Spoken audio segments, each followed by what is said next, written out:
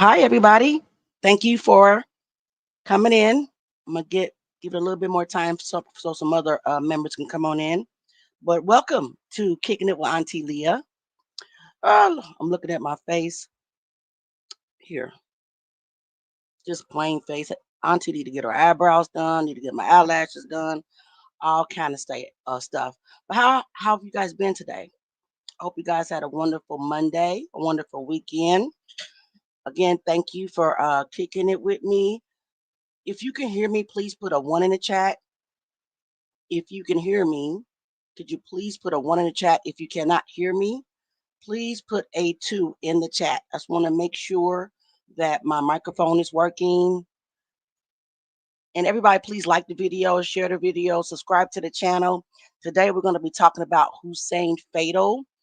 We're going to continue our Hip Hop is a Graveyard series that was started by Jaguar Wright and set in the West. Last week, we did talk about Gaddafi. This week, we are talking about Hussein F.A.T.A.L, who is another falling member of Tupac's group, the Outlawz. If you guys can hear me, please put a 1 in the chat. If you guys can hear me, please put a 1 in the chat. Don't be shy.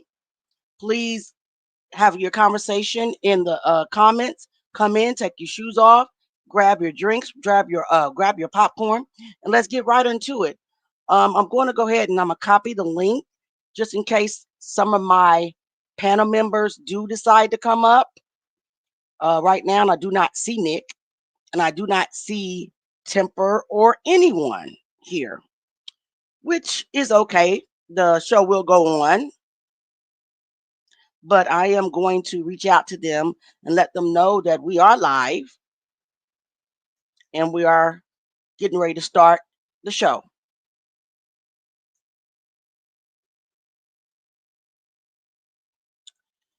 All right.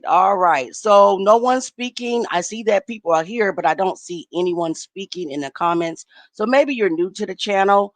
So if you are new to the channel, I do just want to say welcome. If this is your first time being here, again, just to give you a little backstory on Hip Hop is a Graveyard. We talk about, hold on a second. We basically talk about hip hop artists who have been unalived in the industry or who have tragically passed away. Again, we're talking about Fatal Hussein today. I'm not sure if you are familiar with Fatal Hussein, but without further ado, I'll just go ahead and play the video so we can talk about it. Let me pull up my YouTube video and let's get right into it. And manage my videos. And I'm going to go ahead and I'm going to share the screen.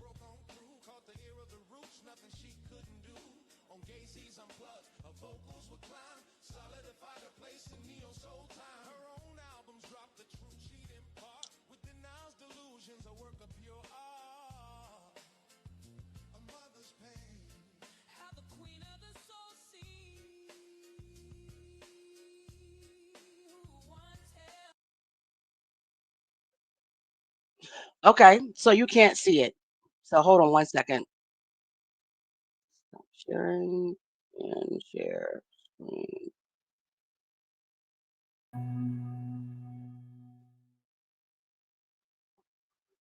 If you don't mind me asking, right, how did you find out that Fatal, he died in the car crash? It's my son's birthday that day, and I was getting him ready to have a great day. And I got a call from this guy from New Jersey named Mike. He was like, Fatal didn't get on the flight. He was like, Fatal was supposed to be in his movie. He licensed some songs from us for his movie. If you don't mind me asking, right, when you think of Tupac Shakur, you think of the Outlawz. Pac handpicked them to be the generals in his musical army. But for one of the group's most vital members, Bruce Edward Washington Jr., the man who would become Hussein F.A.T.A.L, that journey from the streets of Jersey to the top of the rap game was a wild ride that ended in tragedy. This is the story of the man Pac called his lieutenant. A story about loyalty, about conflict, and about talent that was snuffed out way too soon. You could say that Tupac and Fatal were cut from the same cloth. Both stubborn, both wild, and both determined to do things their way.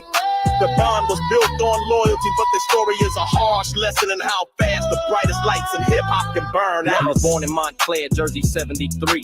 Heard KRS-One, saw what he could be. Started writing rhymes, fire in his soul. Battling MCs, taking his toll. He took the name Fatal, tough and direct. But the streets were calling, demanding respect. Started a group, they called it The Plague in Wyclef's basement. A memory vague, but the deal never came. The big break was gone. Didn't know his future was waiting till dawn. Inside a prison with hip-hop's biggest icon. His life changed course. A call from Gaddafi said Pac's locked up, building an army. A visit to Clinton, no time to say, hey, Pac said freestyle, now blow me away. The talent was raw, the style was a threat. Soon as I'm out, you're in, that was the bet. Flew him to LA, the promise was kept. The honor to Outlaw Immortalz. Flew him to LA, the promise was kept. The Outlaw Immortalz avowed, they all accepted. Pac called him Hussein after Saddam's mic. But Fatal named the crew, brought the darkness to light. He had Outlaw tatted right there on his arm. A lieutenant reporting, ready for harm. Y'all, when you think of Pac, you think of outlaws, generals in the hip-hop cause. But this is for Bruce Washington, Fatal Hussein. A story of glory, a story of pain. From Jersey streets to the top of the game. A ride that ended in violent flames. Pac's on lieutenant, cut from the same cloth. A lesson in how fast a legacy's lost. Their bond was loyalty, their method was war. A talent snuffed out, wanting much more. His career took off a death row, rocket ride. On All Eyes on Me with nowhere to hide.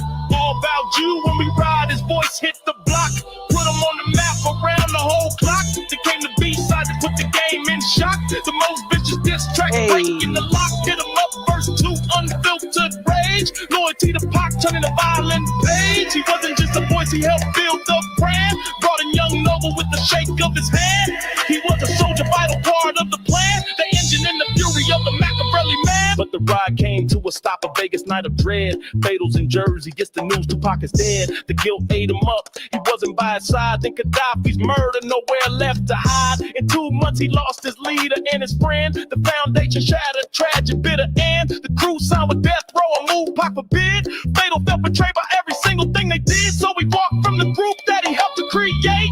Back to New Jersey, sealed his own fate. But talent that big refuses to just die. Dropped in the line of fire, gave it a try. But the label went broke, no promo, no fame. So he signed with Rap a Lot to get back in the game. Then the past caught him up and on assault charge. His career put on pause, living life at large. Got out in 02, worked with Ja Rule's crew on a remix with the Shanti, making moves that were new. Time healed the wounds, the old beef started to cease. In 2009 he found his peace, rejoined the Outlaws, it was perfect timing. Back with his brothers rhyming and climbing. It seemed he found his place back with his brothers. But tragedy follows unlike any others. July 10, 2015, a Georgia highway crash. A life lived so fast, gone in a flash in the passenger seat. His girlfriend at the wheel, a DUI collision, the pain was too real. Thrown from the vehicle, his final scene played. 42 years old, a soul betrayed. The third outlaw falling, the story stained with blood. A tragic ending written in the Georgia. When you think of Pac, you think of outlaws, generals in the hip-hop cause. But this is for Bruce Washington, Fatal Hussein. A story of glory, a story of pain. From Jersey streets to the top of the game. A ride that ended in violent flames. Pac's own lieutenant, cut from the same cloth. A lesson in how fast the legacy's lost. The born was loyalty, the method was war. A talent snuffed out, wanting much more. His legacy's linked to Pac, that's a given fact. But he was his own man, a lyricist to attack. That hit him up first, it still makes its noise. A story of loyalty, struggle in choices. A man caught between the mic and the street code. A true outlaw spirit carrying a heavy load. R.I.P. Hussein Fatal, R.I.P. Young Noble, R.I.P. Gaddafi, and R.I.P. Tupac Shakur. Salute.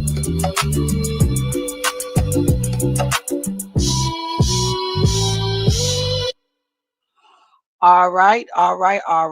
Thank you. Guys, of course, you know that is what we call a songography. And a songography is basically a mini biography or a story and song version.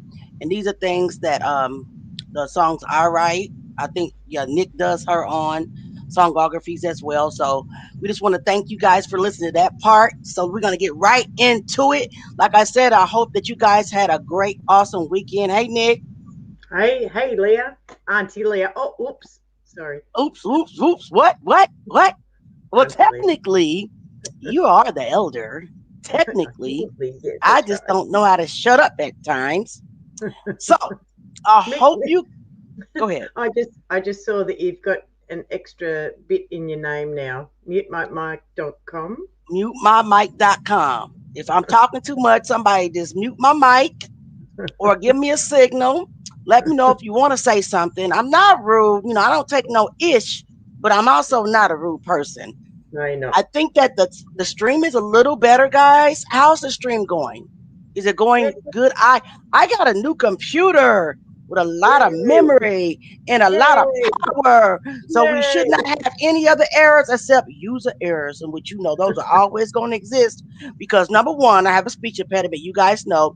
Number two, sometimes I think I'm sharing screens and I'm not. But anyway, I want to thank each and every one of you for coming back here to kick it with me. I just want you guys to know that I appreciate each and every one of you. I want to shout out Sam3 Artistry, who's always here. Hey, Margie Smith Fluffy. Hey, I thought I saw Odell. Set in the West, but he may Yep, have dipped out already. And it was some other people here. I think they were new. That were not saying anything. And I didn't have my crew here, so I was fumbling the phone. I always trying to text and find the panel.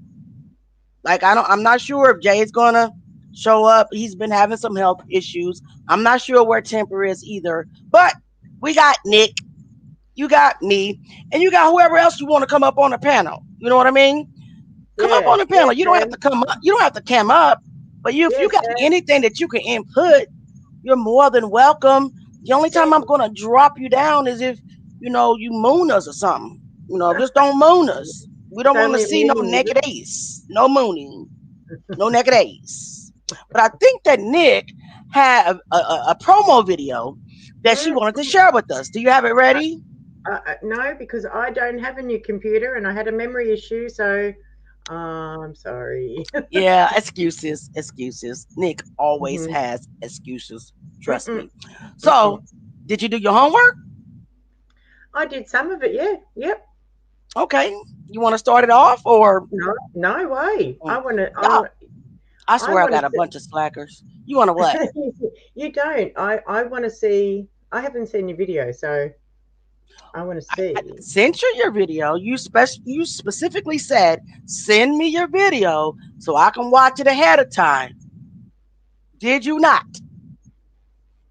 Oh, so Temper decides to show up. Hi, you tardy to the party, tardy to the party, tardy to the party, always tardy to the party, always. We got Slacker Nick, who don't never do her homework, Margie, like never. And then we got Temper. I appreciate you, Temper, because we got AWOL J too. I ain't seen him in a month. So we got AWOL J, we got Slacker Nick, and we got tardy to the party Temper. But I appreciate you all coming. Temper, hello, Mr. Hi, Speaker. Temper. How are you? Auntie Leah's in the house, eh? Okay. Jay said he's here. I said, okay. He We said kicking he's, it. Thank you. Yeah, what's yeah, up, everybody? yeah. He said he's here. It's been a long time since we had a full panel, right? Wow. Like a It's been long a time. minute. I'm It's been like a kind of super excited. I mean, today must gonna be a good day or something, right? So Yeah. let's start this thing off. Temper, All did you right. do your homework? Always. Yeah, obviously. Aren't serious with that? Did you do your homework? You know, I always look over the homework, Annie. Always. Long journey, Okay. bad storm, but I always look over. Listen, one thing about Temper, he might be late, but he does have some input. He does his homework. Yeah, and I've got to add Auntie Leah. The temper already knows some stuff. he knows more than I do. So I have more work to do than him sometimes. Mhm. Is that right? Only that you don't do the work at all. Let's No, be that's honest. not true. That's Only. Oh, okay. All right. Right. Put a 1 in the chat if you think that Nick does the work.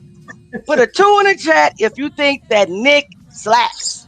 Let's be honest. Let's. I'll start it off. Let's be honest. I love her to Auntie Leah. pieces. Love her to pieces. But she's the number one slacker. Number one slacker. Number one slacker. Right. So temper. Look. Sam said. Sam put a 3. Sam, what's 3 mean? Listen, even Nick got to tell the truth. She is honest. Sam, Please like, share, and subscribe. please like, share, and subscribe. You're right, Margie. Misfits in the building. But listen, we here every week to try to entertain you. We might be misfits, but we here, right? Yeah, Yes, and misfits, right. misfits from all over the globe. All over the globe. We got the Caribbean, we got Australia, Yep, and we got mhm. America. And Yeah, Canada will yeah. be joining soon. So, Woohoo. yep. So, Temper, you want to tell us anything about what you've learned? You want to start this off? Here's your opportunity. Y'all say Auntie talk too much. Well, considering what we learned about Pac earlier in the previous presentations, and with the Outlaws and all the troubles he went through, I kind of find it interesting how he himself wanted to have his own personal entourage around him, Mm-hmm. his own personal people who he knew, who he handpicked, people who he knew had his back. And I find it interesting that had Pac been around, I don't know if we would have had the music we have now. I don't know if a lot of people would have had the stardom they had now, but This if is you true. look at the trajectory pattern of the Outlaws and where their music was actually headed, Mhm. I mean, all I could say is it was no telling. Pac had plans. You really had Right. plans for those guys. That's all I like to Right. say for now. Well, I would like to say that remember last week we were speaking of Yaki Gaddafi. Remember Yasmin said that Fatal was the only loyal and true outlaw. You guys remember that? She alleged everybody else was acting, everybody else was fake, but Fatal Hussein was the only outlaw that was down, that was truly, truly down for Tupac Shakur and for Yaki Gaddafi. I mean, to the end. And as I learned of his story, I seen why he was the way he was. I mean, it was a lot of arguments between Fatal and the Outlaws because he wanted to get at Napoleon's cousin because Napoleon's cousin is the one who powed Yaki Gaddafi. Well, Yaki Gaddafi, Hey Kiki Eyes, was his best friend. They grew up together. Who's playing the music, by the way? It is me playing the music. Too loud? No, I just wasn't sure. Yep. Just let me know if it's too loud. I'll turn it down. Okay. Is it coming through your screen? I'm not screaming. No, is it coming through? Oh. Is it? Have you got it in your StreamYard, or are you playing it on your phone? What are you doing over there? It is in my StreamYard. Oh, okay. What else, Technic? What else, Technic? Turn it up a little bit, please, for the old lady over here. There, Nick.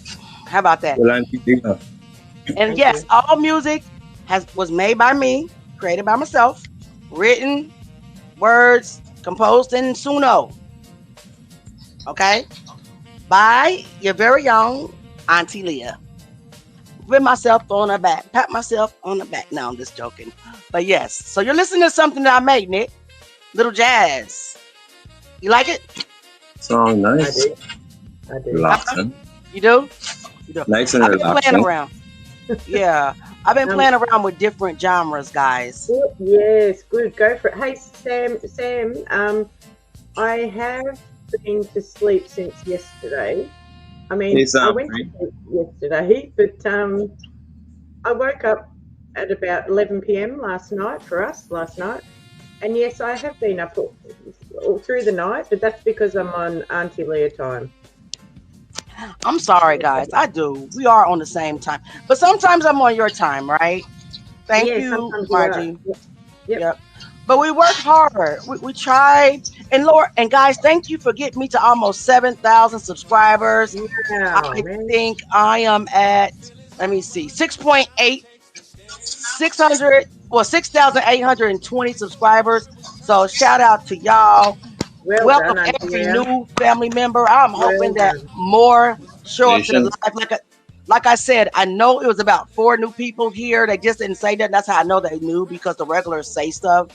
And because I was flitting around with my phone trying to figure out where Nick and Temper was, they got bored and left. But you know what?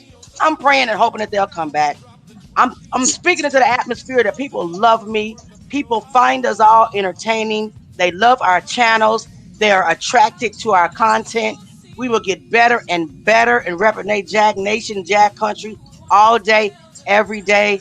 And we are constantly working on new videos like every day. Like Temper, he is like the posting wizard. Like he's posting all day long. Make sure you are subscribing to Temper's channel. Nick, can you drop the link, please? Make sure you are subscribing to Nick's channel. Make sure you are subscribing to Jay Mizak, to Ayasha's channel, to all Jaguar Rights affiliated channels. Make sure you are sharing our lives, because we have to get the truth out there. And it's the only way we're going to get it out there. Hi, Yvonne. Thank you. Thank you for being here. I love you guys. I just want you guys to know I love you. Did you guys Hey, want to say Bonnie. anything to the audience? Audience is always lovely. Hey, Bonnie. Hey, Margie. Hey, Hey, Kiki. bye. Hey, Sam. They just Well, rock, right? well, if They it don't rock. be for the audience, it wouldn't be no you, you know? So you When we always know got to give us, them. one day, we know that if we were talking about mess, that we would have hundreds of people in the chat. If we were Mm-hmm. talking about mess, and if we were going back and forth with the Owl or with any of other trolls, we would have hundreds of people in the chat. But we don't want no parts of it. I don't want no parts of it. There's No, enough we don't attention want given to that. them. I don't want nothing to do with it. I'm not, No and beef because here. right, and because we're staring away from the mess, we don't get a lot of people showing up to our lives. But right now, but I do believe in my heart that one day we will pop up and we will have hundreds in our chat, in thousands in our chat, and they will all want to hear from Auntie Leah, Auntie Nick, Technic, Temper, Mizak, all of us. So love and peace to everybody.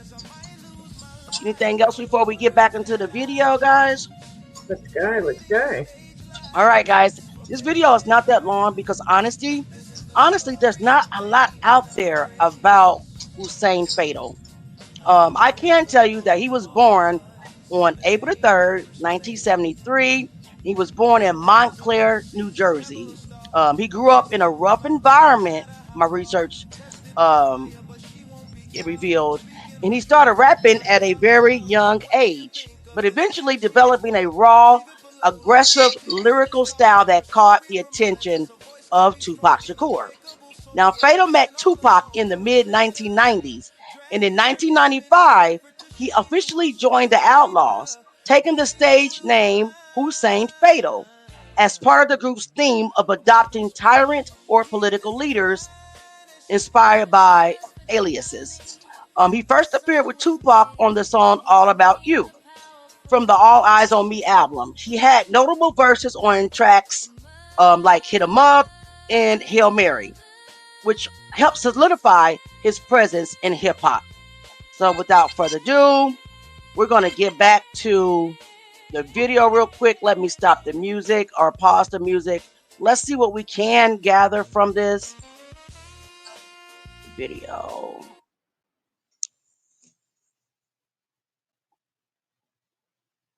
And I know that there's a rest in peace, silence, Nick. It's a strategy.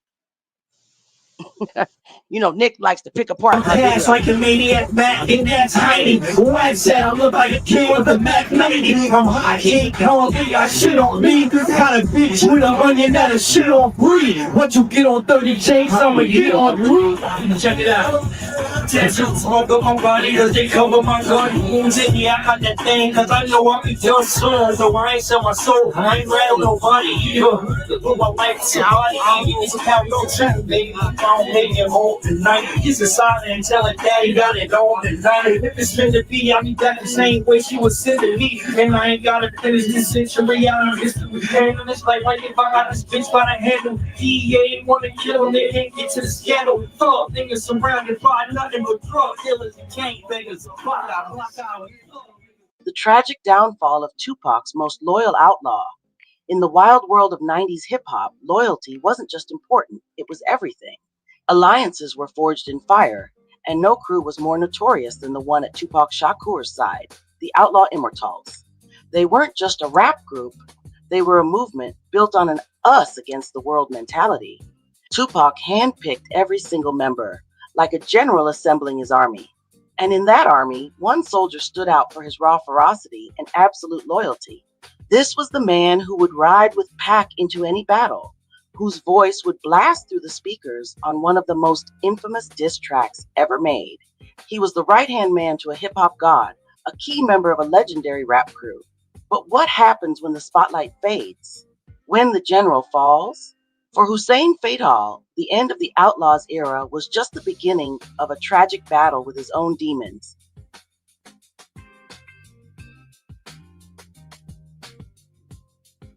Valentino giving me A battle that would ultimately cost him Hospital everything. officials are not releasing much on the rapper's condition, but they do say Tupac Shakur is expected to live. In Los Angeles, Drew Griffin for CBS News. Rapper Tupac Shakur is in critical condition after 2 rounds of surgery in Las Vegas. He was shot several times over the weekend in a drive-by attack. Doctors say he will survive his second shooting in 2 years. Drew Griffin of our Los Angeles station KCBS TV has more. Rapper was in the backseat of a black BMW, part of an informal convoy of 10 cars, when Las Vegas police say shots were fired from a passing white Cadillac. Yesterday, the Reverend Jesse Jackson arrived and said a prayer at Shakur's bedside. We've been informed that doctors have told the family members that they expect the rap star to once again recover from his injuries. This is what I'm talking about. It's like, I don't have a problem with you. I mean, it's just like real kind of fucked up because Guys, just to let you know that what we're getting ready to listen to is a radio interview between Fatal Hussein and a radio station. And what I got out of this is that when Pop passed away, Fatal Hussein blamed himself because on the night of that powing, he was not able to be in Las Vegas with Tupac as originally, planned. He had to go to court, so he was not able to be there. And he was the ride or die man. He was the down man, the street man, the one that would protect Pac with his life. So when he wasn't there and Pac got unalived, he blamed himself and he fell into a deep, deep depression. And then, not mind you, 60 days later, less than 60 days later, he lost his childhood friend, his very best friend, Yaki Gaddafi, which was Tupac's godbrother, and which was unalived by another member of the group's, little cousin. So there was tension. He was depressed. He wanted to get at, he was angry. He wanted to get back, but because Napoleon wouldn't tell Hussein Fatal where his little cousin was and kind of stopped it, he just spiraled out of control. So this is him in a radio interview, expressing his feelings. some people wouldn't need to ask me how the fuck, you know what I'm saying? People should know that shit. And if you don't know that, then I don't know. I can't explain it because I don't want to offend you or nothing. I'm going to just say that shit for another interview. But I felt bad, man. I felt bad.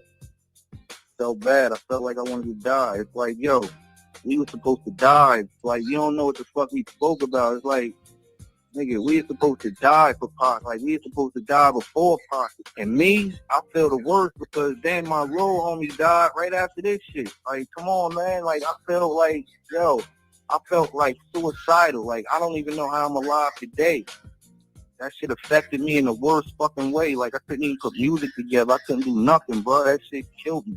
And I just, shit get tense when niggas start asking real questions. Yeah, it was tension. Niggas was riding, like, not me and Napoleon personally, because he was in Cali or whatever doing the rap, whatever he was doing. But me, nigga, I was in the hood. And I was riding and I was trying to kill a nigga. Because niggas killed Gaddafi. I didn't want to kill nobody that knew. I wanted the one person that did it. And that shit fucked my life up. It had me off course, bro. It had me off course to the point where that shit took me years. Like, it took jail time. It took years, like, for me to get back right in my head over that shit. Like, yeah, we had problems. But he was there, and I was in Jersey, like, looking for people that, possibly had something to do with that shit, or trying to hurt the next person that I know he had love for, or, just doing real live shit. Because, we talked about this, man. Nigga died. Nigga, you gonna ride or what? He put the shit together. Like, what the fuck? What the fuck? And I don't know what the niggas is thinking. To me, I love all them niggas because of the bond we shared. Nobody else can share, but right is fucking right, and wrong is fucking wrong, and I don't know how niggas felt. I just know how I felt. Glad that I was able to get that off my chest. Finally. And even to tell my story about Gaddafi. And this is also Fatal Hussein again, having another interview with a different radio station. He was just so depressed, and he didn't know where. And let me turn my camera on. He didn't know where to. He didn't have an outlet for his anger, so he took it upon himself. Like he just said, he got love for them M words, and he did. He loved the Outlaws because of the bond that they shared.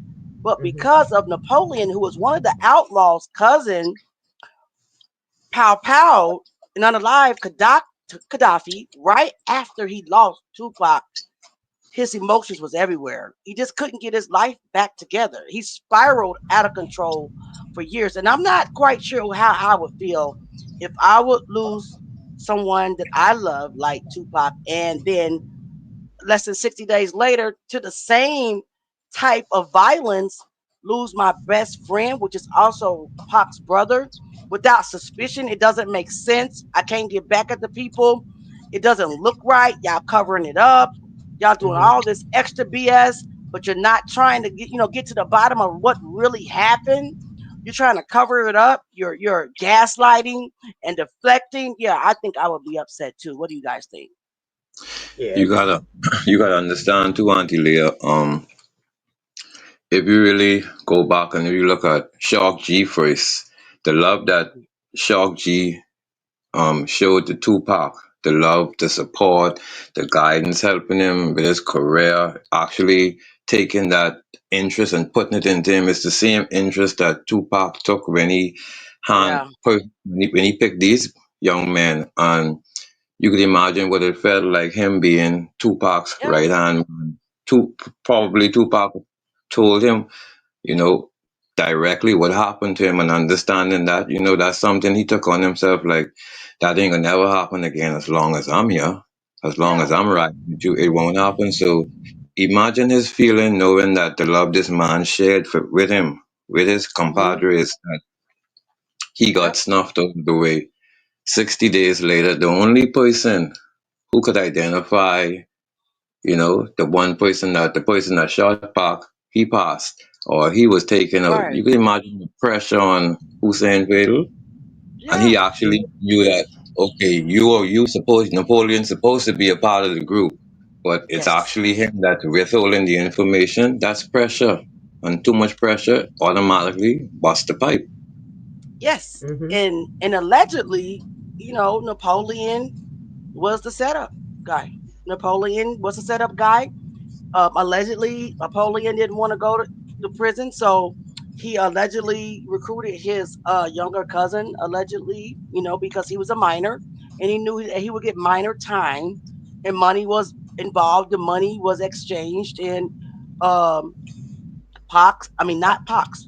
I don't know if he had anything to do with Pox, but I do believe, allegedly, my opinion, guys, that he had something to do with Yak, because Yaki was the only witness. Now, allegedly, also, Idi Amin saw the the power as well, but he never spoke up. He wasn't as bold and brave as Yaki Gaddafi, because Yaki Gaddafi was like, "F that, that's my brother. I'm telling F the street code.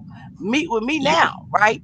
But as we learned last week, the police, even though they was out there spreading lies about he didn't say that, the police was giving Yaki Gaddafi the runaround. He was receiving threats while he was waiting around in Las Vegas. So he fled to New Jersey, not knowing that they had also, infiltrated New Jersey with enemies to set him up, to pow him too, because he was the only willing person. Even Suge Knight saw the power, but he stuck to the street code.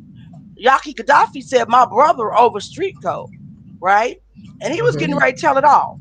But whoever the power, whatever powerful entity that was behind the assassination, I said what I said, of Tupac Shakur, could not allow that to go forth. My only thing is, why didn't they follow the money? Well, nobody's going to follow the money if they've been ordered not to look. Yeah. Does that make sense? Yep. It does. You gotta understand too, Tupac. He was automatically taught by his mom to identify systems of power, and this was their light. This was the one who showed him his lessons in the game, and with him missing, that's a big part of them missing. That's a lot of guidance gone. So for me personally, to see how the Outlaws personally disintegrated like this, it's like I never would have thought, honestly. Yeah. As much as I love the group, much as I love Pac, I never thought I would see the group systematically eradicated like this, like one by one, picked off. Picked off. But why is the question? And they all died tragically, right? Hussein F.A.T.A.L died in a car accident. We'll get into that. Yaki died gun violence. Young Noble must have knew something, because allegedly he took himself out, or somebody else took him out. We don't know. But that was just last month.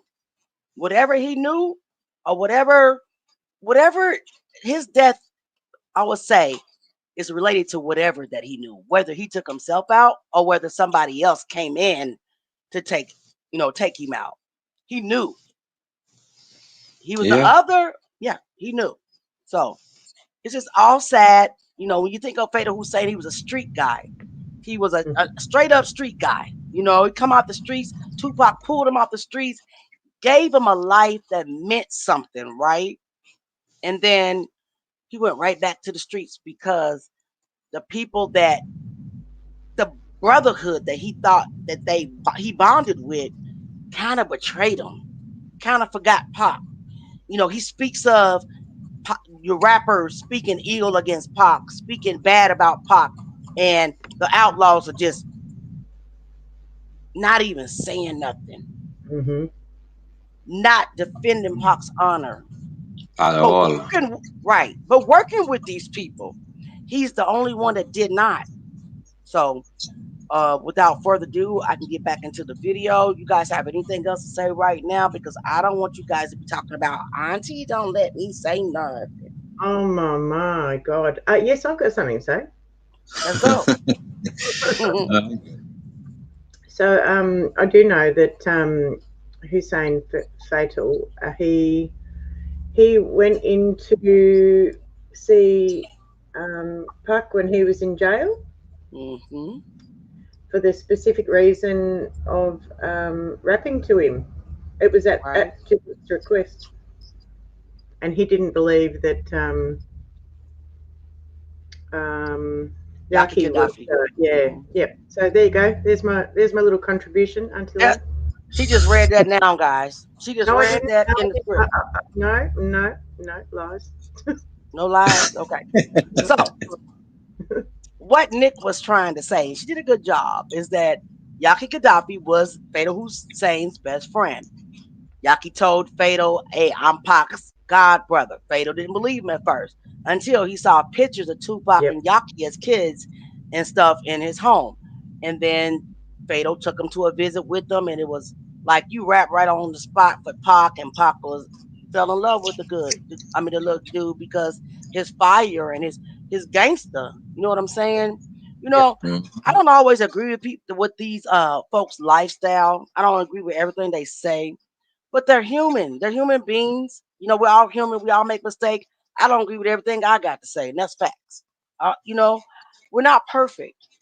The thing is he was human, and he grew up in a very, very, horrible environment. He was a product of his environment, like a lot of rappers are. A lot of true rappers that fall, like King Von, he the first one come to mind.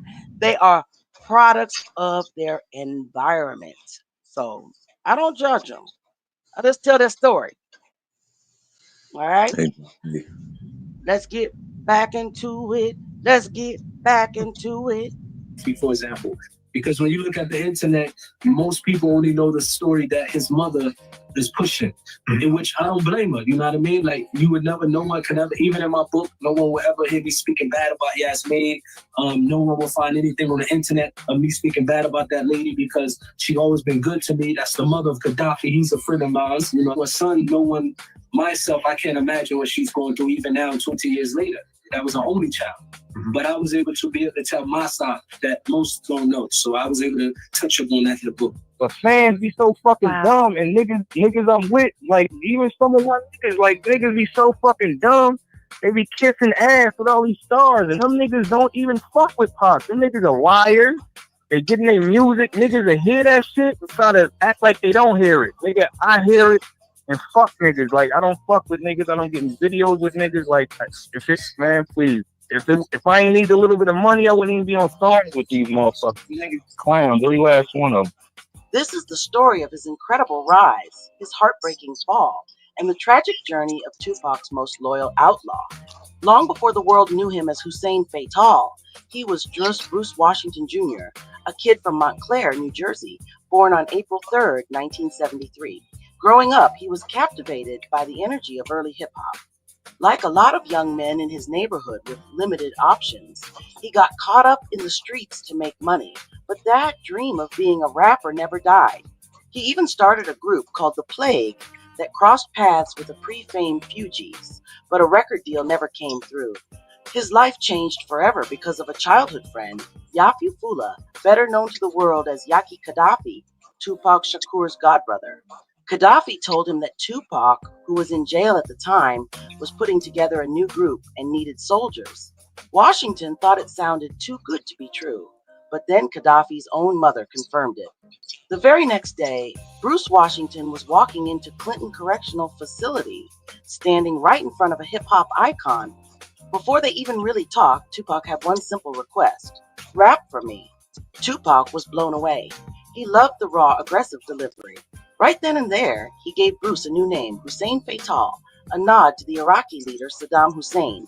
It was all part of Tupac's vision for the group. Every member would take the name of an enemy of America, cementing their status as outlaws. Just like that, Bruce Washington was gone. Hussein F.A.T.A.L, a soldier in Machiavelli's army, was born. When Tupac was bailed out of jail in October...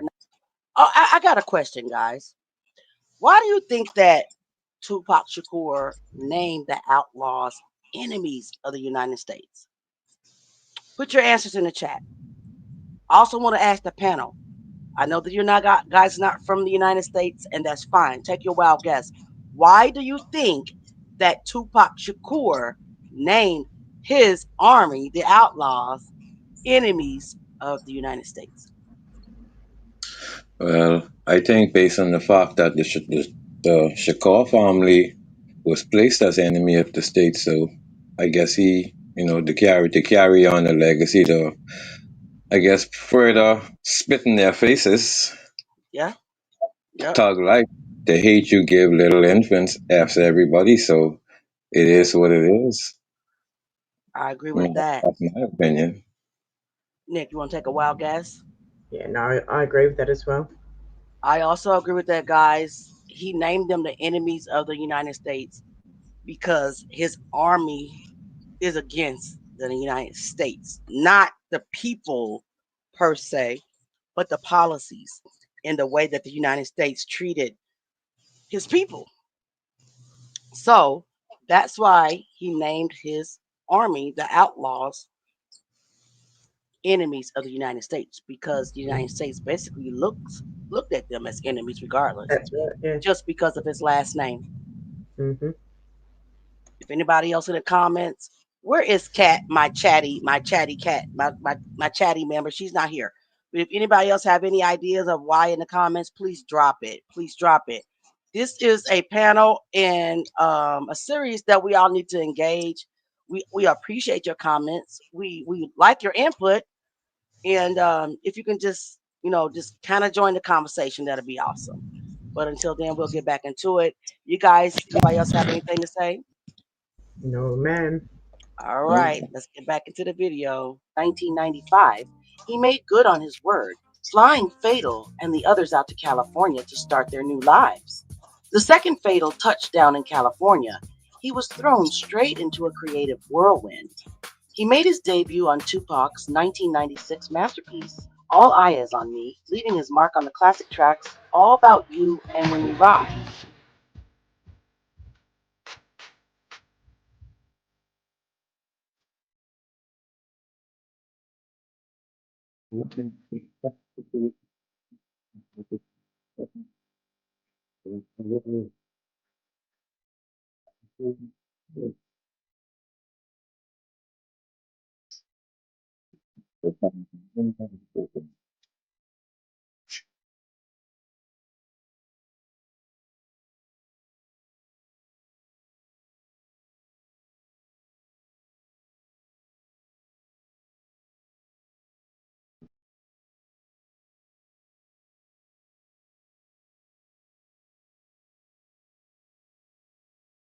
His gritty, authentic voice was the perfect match for Tupac's own revolutionary fire. Close in age, the two developed a bond that felt more like brothers than bandmates, a relationship full of respect and a few fiery arguments. But it was one verse on one track in June 1996 that would cement his name in hip-hop history forever. On the blistering Take No Prisoners diss track, Hit 'Em Up, Fatal dropped the second verse. It was an all-out declaration of war, a lyrical assault that perfectly matched Tupac's own fury. I like the way most niggas like to say I dump too much. Guess what? I might today. But guess what else? I probably got a flight with Jay while you smoke your life away from night to day. Degraded and phony. Keep gold plated Ciccone. No cheese full of bologna. So I faded your homies. You hated I'm bony. Still run your town with fingers. Backhand like Martina Hingers. And I dine with singers. The wine they bring us. Check it costs more than your coat. More than you change. You think you touching more than Hussein? Mind your own. It proved he was fearless and would back his friend no matter what. He wasn't just some featured artist. He was Tupac's lieutenant, a core part of the Outlaw's militant image. This was the absolute high point of his life. He was touring the world, recording with a legend, and living a life he could only have dreamed back in Jersey. The Outlawz were family, and Fatal was one of its most respected leaders.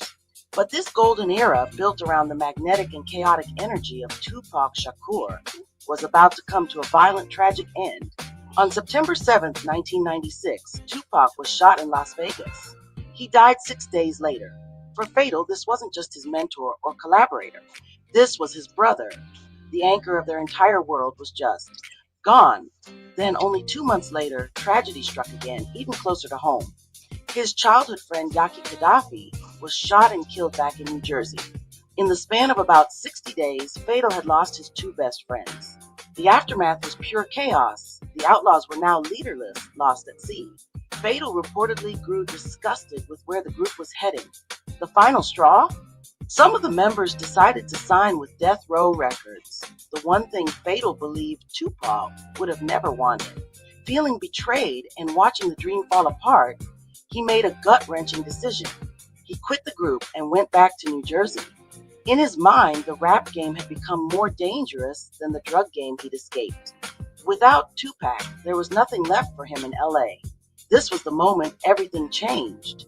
The man who stood on top of the hip-hop world with a legend was now completely on his own, crushed by grief and staring at a blank future. In his eyes, his loyalty to Tupac had cost him the very brothers he once rode for.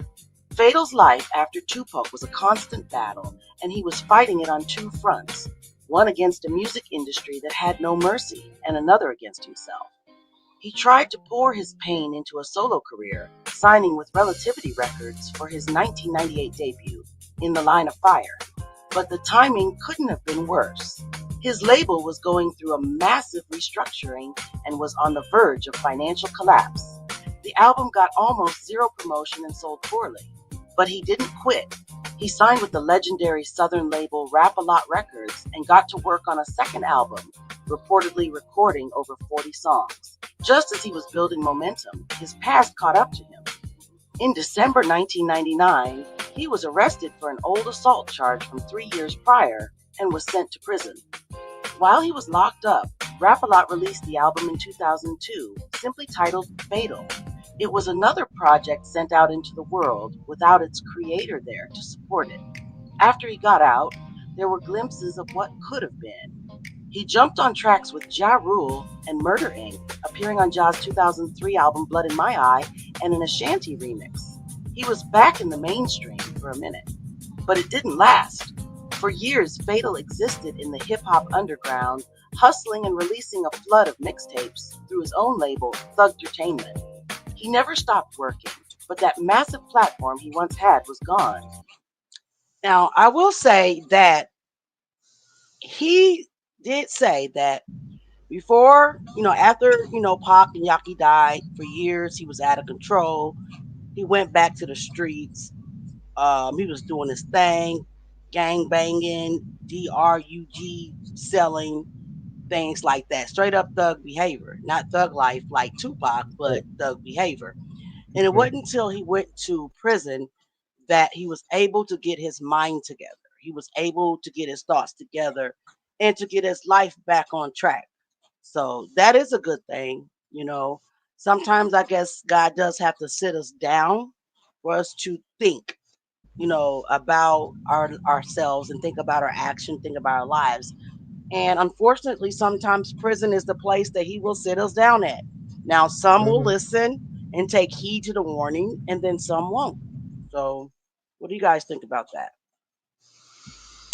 Yeah, it is. I mean, for him to sit down and have a place to reflect is always a good thing. But that's just to show you how much of a role Pac played in each one of their lives. I mean, when I go back and I look over the videos with Pac and them, you would see where even if Pac felt as no that particular voice doesn't suit it, just the love he displayed with them, all that was gone. Even though Fatal made a tried music and different records. It just wasn't the same with Pac because, like I said, even if his lines weren't up to par, that's something Pac would tell him. But with all that being gone, he was on his own, and if this way it landed him, this way it landed him, at least it was someplace where he could sit down and reflect for himself. But his life was basically, according to where Pac found them, I was a lot of loyalty pledged to him. So with all that being gone, that's a big part of their life missing. So understanding the pressure and then how everything went down, yeah, it was just a matter of time before he popped. I agree. I agree 100%. What about you, Nick? Yeah, I agree too. I mean, you know, I think Puck was a good influence on them, and when he left, that was gone. Yeah, all that love was gone. Those good, all those good conversations weren't there anymore. So, Yep. the guidance. Like he was the glue, right? Like he was conflicted as well. Pac was conflicted as well. He had a battle in his mind as well. He wanted to rap about meaningful things. He wanted to be a revolutionist. He wanted to make a change. He wanted to be this rapper that, changed the world basically. However, he was under a label and he was fighting so hard to get off from under his label. And as you guys know, as we have learned from Jaguar Wright, that labels control what you put out. I think I said this last week when I was arguing with Black TV, that when he was saying, oh, well, he made songs like I Get Around. Well, He had to, right? Labels control. I can remember a specific time that when he made Brenda Got a Baby, that his label would not allow him to basically put that song out No, you're until right.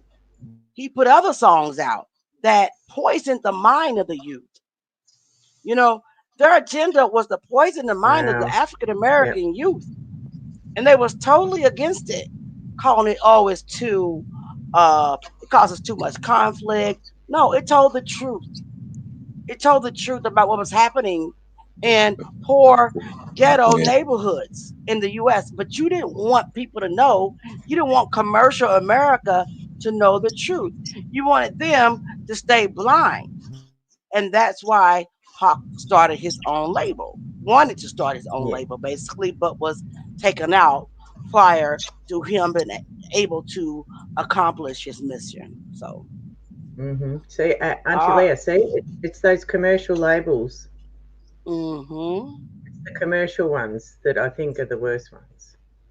absolutely This right. Which, this is why I enjoy the freedom of alternative music, because it's a bit more underground, it's a bit more loose, you know. I can agree to that. Yeah. Yep.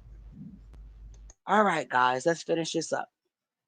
His downfall was a slow, painful grind of bad luck, industry politics, and a past he couldn't outrun. After years apart, grinding it out on his own, a glimmer of hope appeared on the horizon. In 2010, Hussein F.A.T.A.L officially rejoined the Outlawz. The reunion led to the 2011 album Perfect Timing, a title that felt both ironic and right. He was back with his brothers, touring and recording again. It looked like he was finally getting back on his feet. He was even working on a memoir, trying to tell his story in his own words.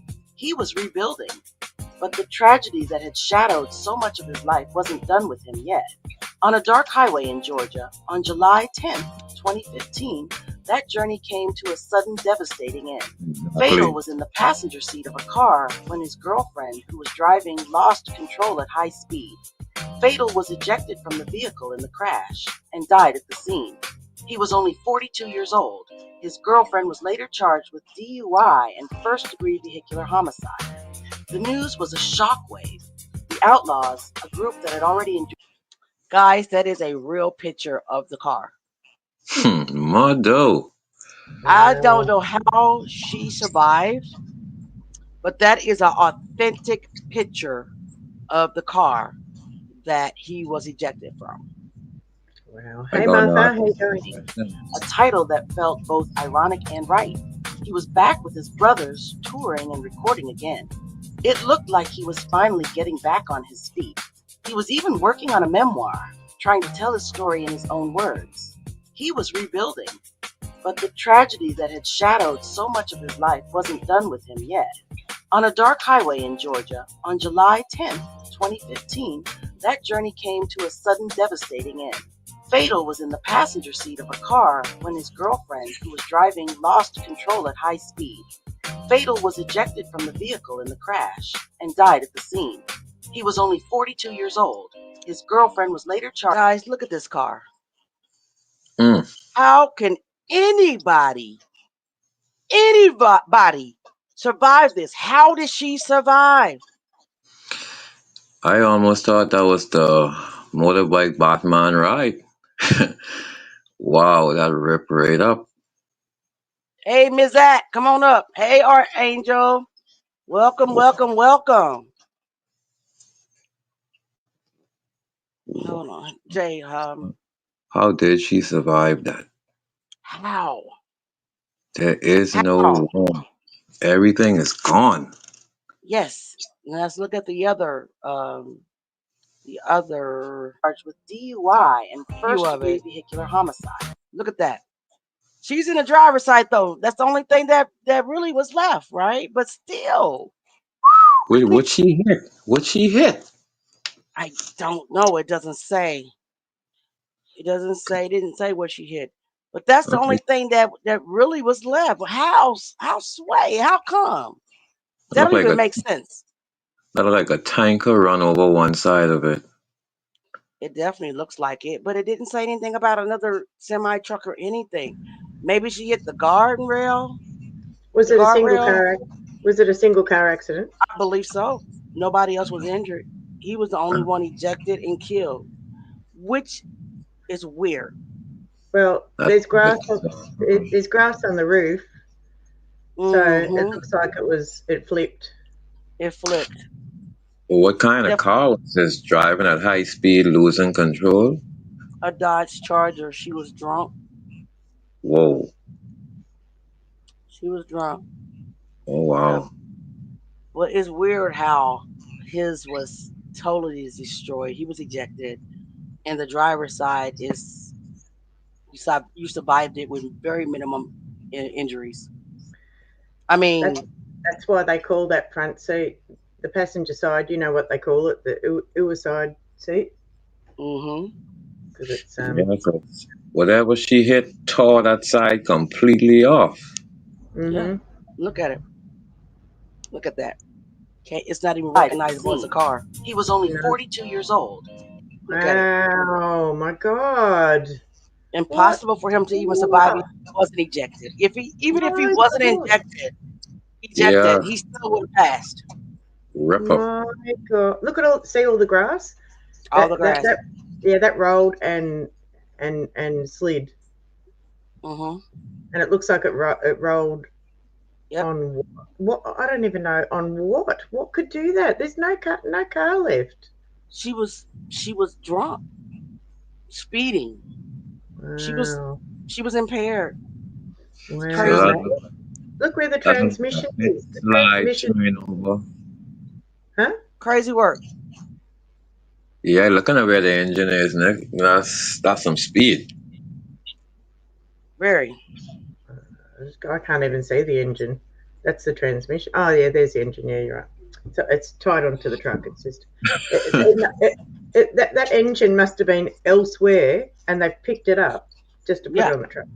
Listen, if the engine would have been, if it was a head-on collision, the engine would have went inside. She'd definitely been passed. She'd have been gone. The engine did not go inside based off the picture. Hey, Archangel, do you have embankment? Auntie Leah, do you have embankment on the sides of the road? Yes, we do. Okay. Yep. Okay. Yeah. I know cars made with those like carbon fiber material as well. You know that get ripped. Oh man. Yeah. Fiberglass. Yeah, Martha, if she was drunk, that's what saved her. Her body was relaxed for sure. Yep. She probably fell asleep. She may have, yeah. Yep. All right, guys, let's continue. His girlfriend was later charged with DUI and first-degree vehicular homicide. The news was a shockwave. The Outlawz, a group that had already endured so much loss, had lost another brother. Hussein F.A.T.A.L's story is a heavy one, a real reminder of how fine the line is between triumph and tragedy. If you want more stories like this that shaped hip-hop culture, make sure you hit that subscribe button. And drop a comment below. Let us know what Hussein F.A.T.A.L's music or his loyalty to Tupac meant to you. So what is Hussein F.A.T.A.L's legacy? To the world, he'll always be the ferocious MC from Hit 'Em Up, the very image of the Outlawz rebel spirit. But his story is also a deeply profound tragedy. He was a man defined by loyalty, and when his friend was stolen from him, he spent the rest of his life trying to navigate the wreckage. His career was a painful series of what-ifs and near misses, held back by bad timing and personal demons. But through it all, he never stopped creating. He never lost the respect for those who knew what real was. He was the one who brought other key members like Young Noble into the fold, shaping the group's future. His life is a harsh lesson in what can happen when the superstar spotlight finally dims, leaving only the struggle behind. He was a soldier who lost his general and a brother who lost his way, but he remained exactly what Tupac had named him, an outlaw, right to the very end. R.I.P. Hussein F.A.T.A.L, Outlawz for life. Send us someone with a song where we can sing along. Fill us all with a spirit where we can carry on. We go hard, we ain't going to fuck home. We go hard, we ain't going to fuck home. We go hard, we ain't going to fuck home. Money over everything, I'm screaming and clutching. I say money over everything, I'm playing these niggas. They get jealous cause the killer comes from slaying these niggas. I got a 9 Miller 8 count these niggas. Got a pump, I'ma wax them, I'ma play on these niggas. Where your boy talk loud? I be punk that nigga. I'ma fucking go to his house and chump that nigga. I'ma make him do a dance, Humpty out my nigga. I'ma show you your pussy, you a chump my nigga. You don't like me. I think I said it all the news. What am I to do? Brothers dying from the blues. Send us someone with a song where we can sing along. Tell us all with a spirit where we can carry on. Today on the news, someone lost his life trying to make a move. Now left his family here. Sing the blues, sing the blues, sing the blues. Lord, send us a savior, send us somebody. Lord, send us a savior, send us a savior. I think I said it on the news. What am I to do? Brothers dying from the blues. Brothers dying from the blues. Send us someone with a song where we can sing along. Send us somebody. Fill us all with a spirit where we can carry on. Send us a savior with the shielding of song. One whose love for survival is enough to cover me. Only is his name, the one that I know. One whose love for his people is enough to cover me. Brothers are working out. Brothers are working out. Brothers are working out. Brothers gonna work it out. I'm gonna work it out. Brothers gonna work it out. Brothers gonna work it out. Brothers gonna work it out. Brothers gonna work it out. Then we own the town. Then we own the town.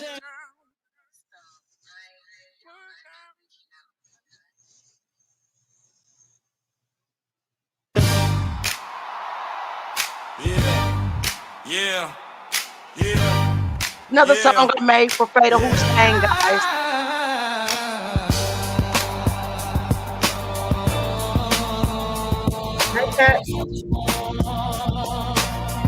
Suck cat. Make you create a monster.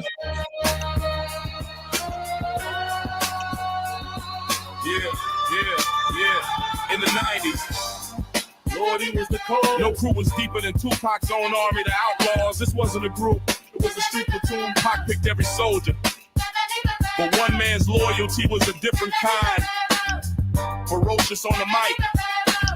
His voice is on that diss track so cold. The story of a warrior, brave and bold.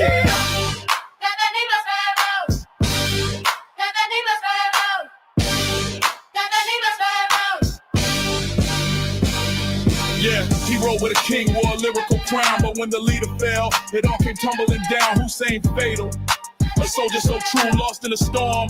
What's a warrior to do? From the highs to the lowest of lows. The tragic tale of an outlaw, and that's how it goes.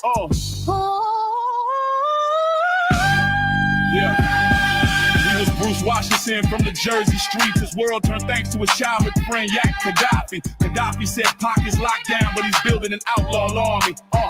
Bruce walked the prison Green Mile to stand before Shakur. Pac's one command. Let me hear you run. Pac felt the raw energy and gave him a new name. Yo, Hussein F.A.T.A.L. Bruce Washington was gone, a new soldier was sworn. Pac named the crew after enemies of the state to prove they were outlaws. As soon as Pac was out on bail, he flew them to Cali, landed in Cali, straight to the booth on All Eyes on Me. His voice made a mark on All About You when we ride. His tone matched Tupac's fire, they grew into brothers. But one song made his name known, the savage diss track hit him up. Fatal dropped verse 2 with no objection, declaring war in the game. He was Pac's lieutenant, his trusted right hand. This was the peak. Before it was all shattered, September 96, that Vegas night's glow. Shots fired at Pac, a fatal blow. 6 days later, the Don was gone, the brother he leaned on. The world went silent. 2 months later, more dues to pay. His childhood friend, Yaki Gaddafi, was killed. 2 best friends gone in 60 days. The Outlaws fell into a haze. The final straw, some of the laws signed a death row contract. Fatal knew Pac would never approve, feeling betrayed by the move, so he quit, left the fame and the crew, and went back to Jersey with nothing left to prove. Hey. Life after Pac was a war on two fronts. His solo album, In the Line of Fire, dropped in '98, but the label went broke. No promo, no push. The album went down. He didn't quit, signing with Rap-A-Lot, but an old assault charge put him in a cell. His second album, Fatal, came out in '02 while he was inside with no way to promote it. After his release, he had a brief spark with Ja Rule and Ashanti, but the mainstream spotlight didn't last. For years, he was in the underground. That major platform gone after years on the grind. In 2010, he rejoined the team back with the Outlawz. The circle was complete, dropping perfect timing in 2011. He's back with his brothers, rebuilding his life. But the tragedy that stalked him wouldn't quit. On the Georgia highway, July 10th, Pac to 15, a high-speed crash ended the scene. Fatal was killed at only 42. His girlfriend was driving, later charged with DUI homicide. The laws had to bury another brother. Fatal story is a lesson on the thin line between winning and losing your soul. For more true stories that define the game, smash that subscribe button. Drop a comment below with your favorite Hussein Fatal verse. So what's his legacy? The savage from Hit 'Em Up, a rebel in rhyme. His story is more tragic, a victim of time. A man built on loyalty who lost his main man and it tore him apart. His life was spinning the wreckage, a career of what ifs and bad luck. But he never stopped his lyrical art. He brought a young noble who carries the torch today. His life is a lesson, a soldier who lost his general but led his own team. He stayed where Pac named him. True to the call, an outlaw forever, standing tall. Yeah, he rode with a king, wore a lyrical crown, but when the leader fell, it all came tumbling down. Hussein Fatal, a soldier so true, lost in a storm. What's a warrior to do? From the highest to highs to the lowest of lows, the tragic tale of an outlaw, and that's how it goes.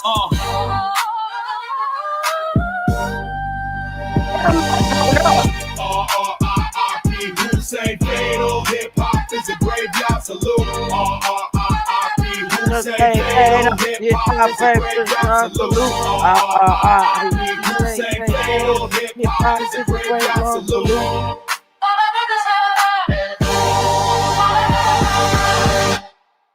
All right. Rest in peace, Hussein Fatal. Say hello to Pop. Man, how you man, this homie for life, nigga. Put it like that, nigga. Fatal? What do you mean? Anything else would be uncivilized. You know what I'm talking about? GP for life, Fatal for life, Hussein all day. These niggas on the block. Pay attention, niggas. If you ain't got niggas, that's right, like Auntie Leah Productions, you baby. ain't a real motherfucker. You know what I'm saying? Not niggas like this.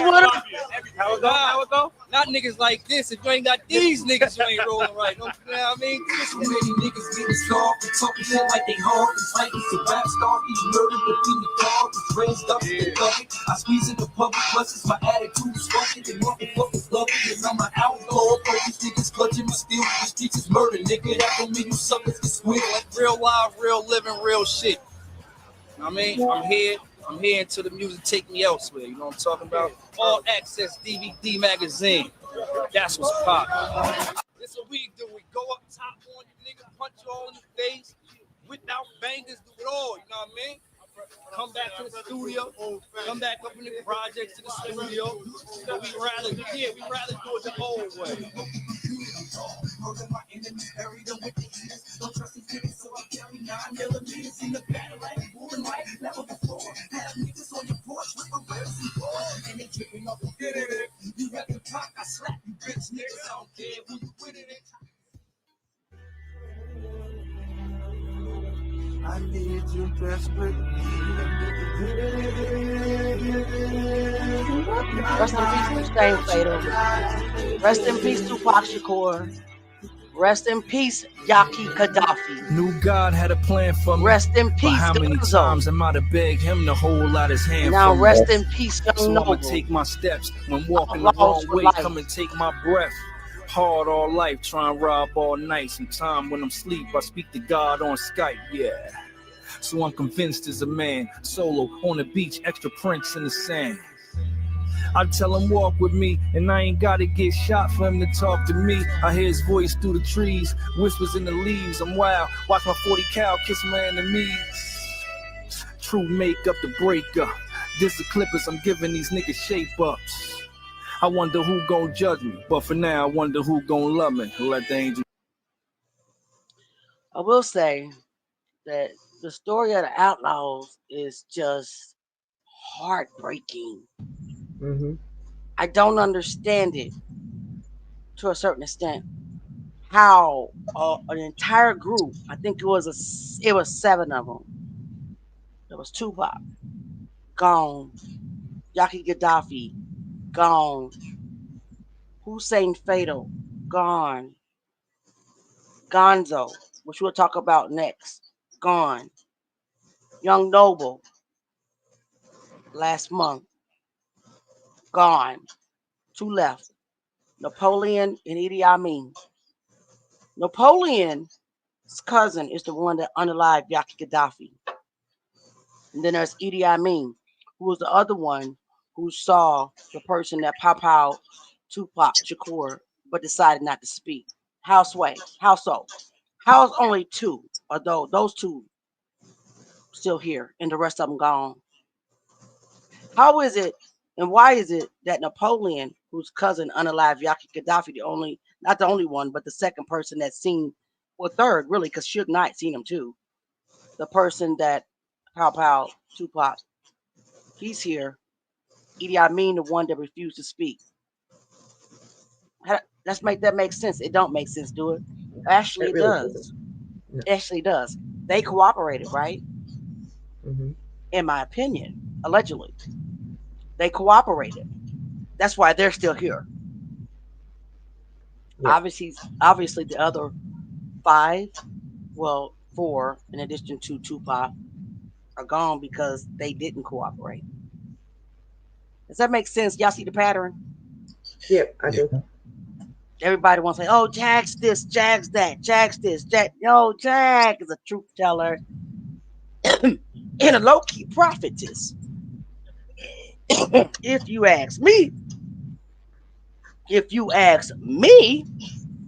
Jay. Right? So the next song, the next hip hop is a graveyard. The official next hip hop is a graveyard segment is going to be on Gonzo, which is the 4th member of the Outlawz. 4th and last? No, he's not the last. Young Noble himself last month. Wow. But in between that, I'm doing a video on T Hood, the most recent hip hop is a graveyard victim. This is the one that Jaguar Wright spoke on last night. So I'm gonna did a songography. I'm putting together a video about him as well. Now, we do old school, and we're gonna stay on old school. Next week we got our original hip hop is a graveyard thing going, right? Gonzo, guys, do your homework. But we're gonna stick in T Hood because we want to stay on top of those. Because Jaguar said that she wants to stay on top of it. She wants to look into it. So I'm gonna do a recap, and I'm going to incorporate his life story. And all the allegations are in there. So look out for that. That's not going to be a live, probably. We might go live. Who knows?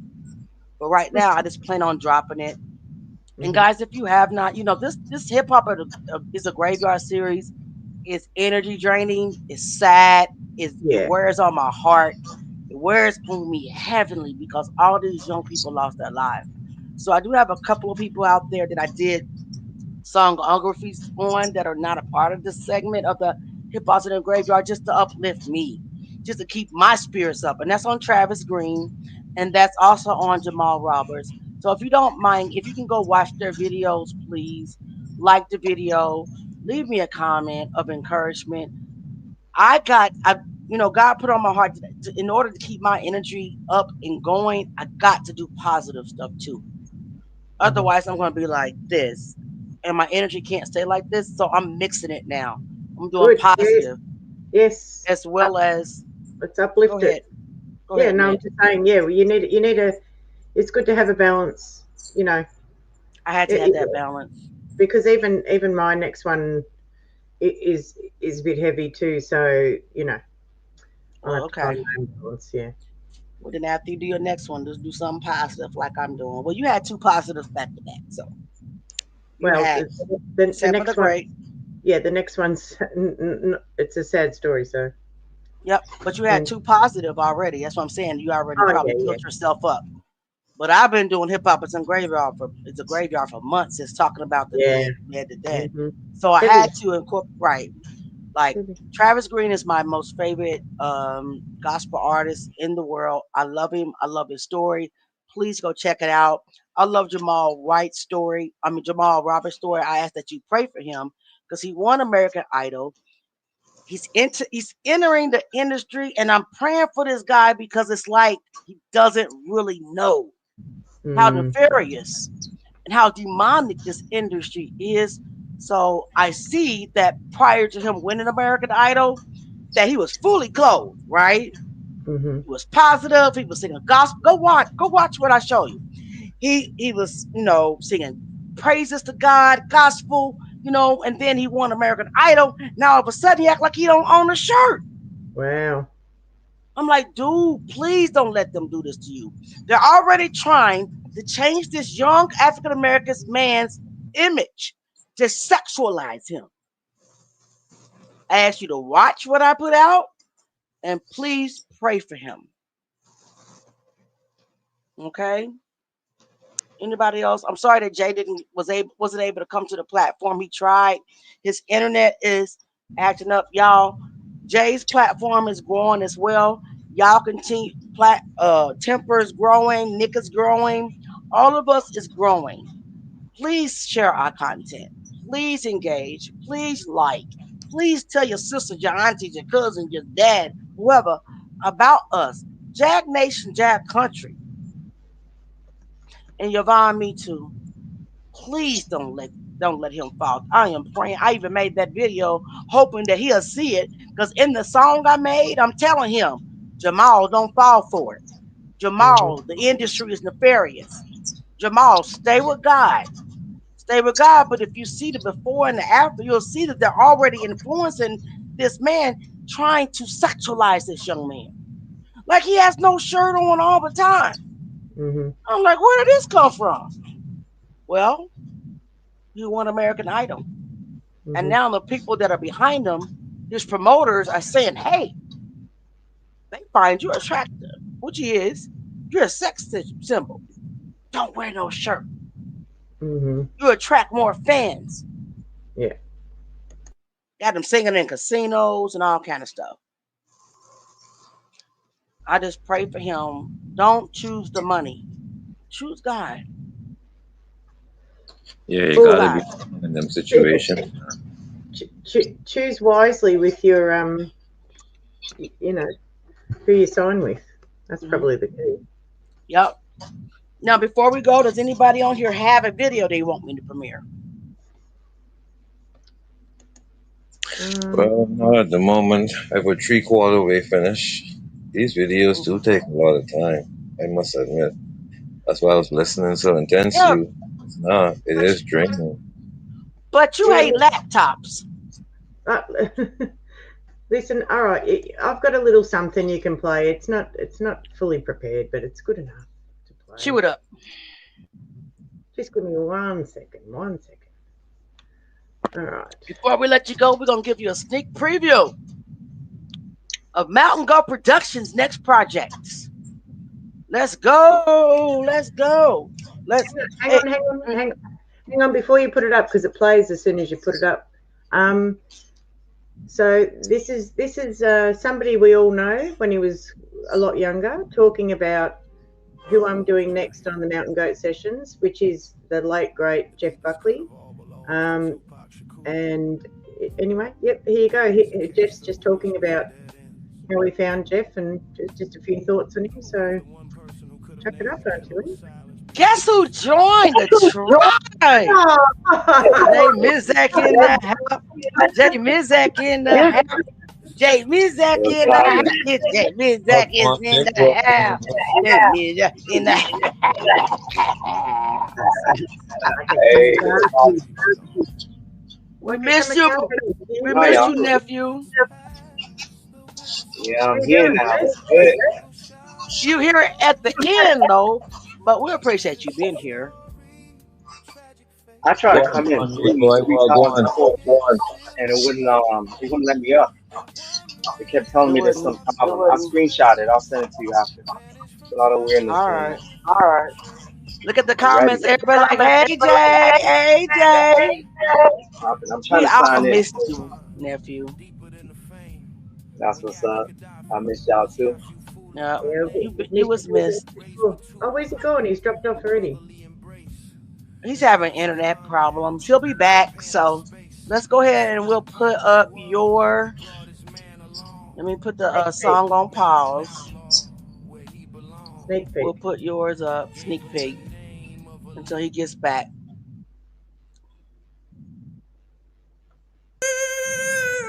I'm constantly surprised that so many people do not know about him still.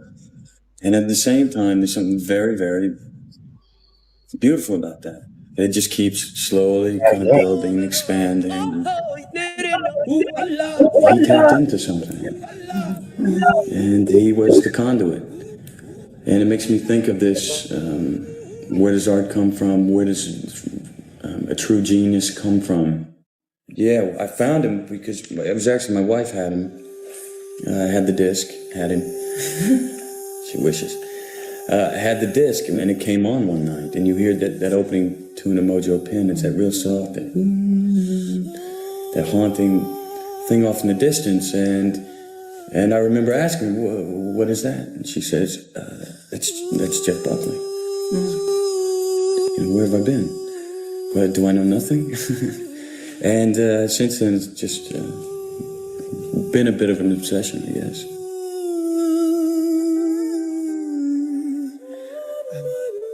There's an undercurrent to his music. There's something you can't pinpoint.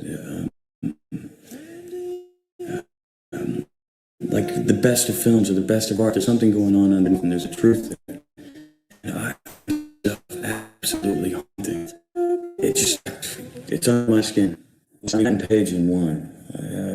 On a technical level, It looks like mind him. blowing. Okay, it is.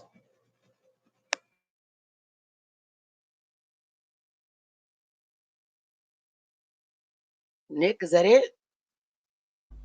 That's it. That's all I've got for right at this second for your show. Yep. All right. Well, we appreciate that, Nick. It sounds like it's going to be a very, very interesting songography, guys. That's what it sounds Sure like. will. Mm-hmm.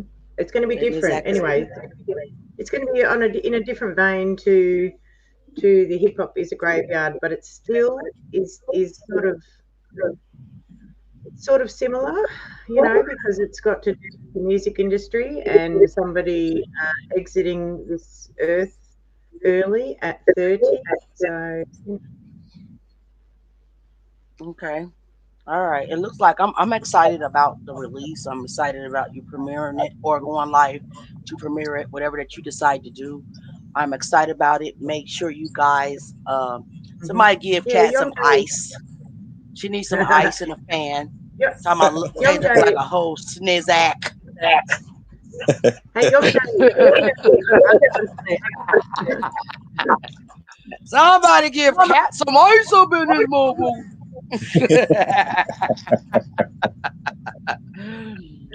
But Temper, do you have anything you want to present? Jay, do you have anything that you want to present that's coming up? Come on, guys, because we're about to end this live. It's 9 o'clock.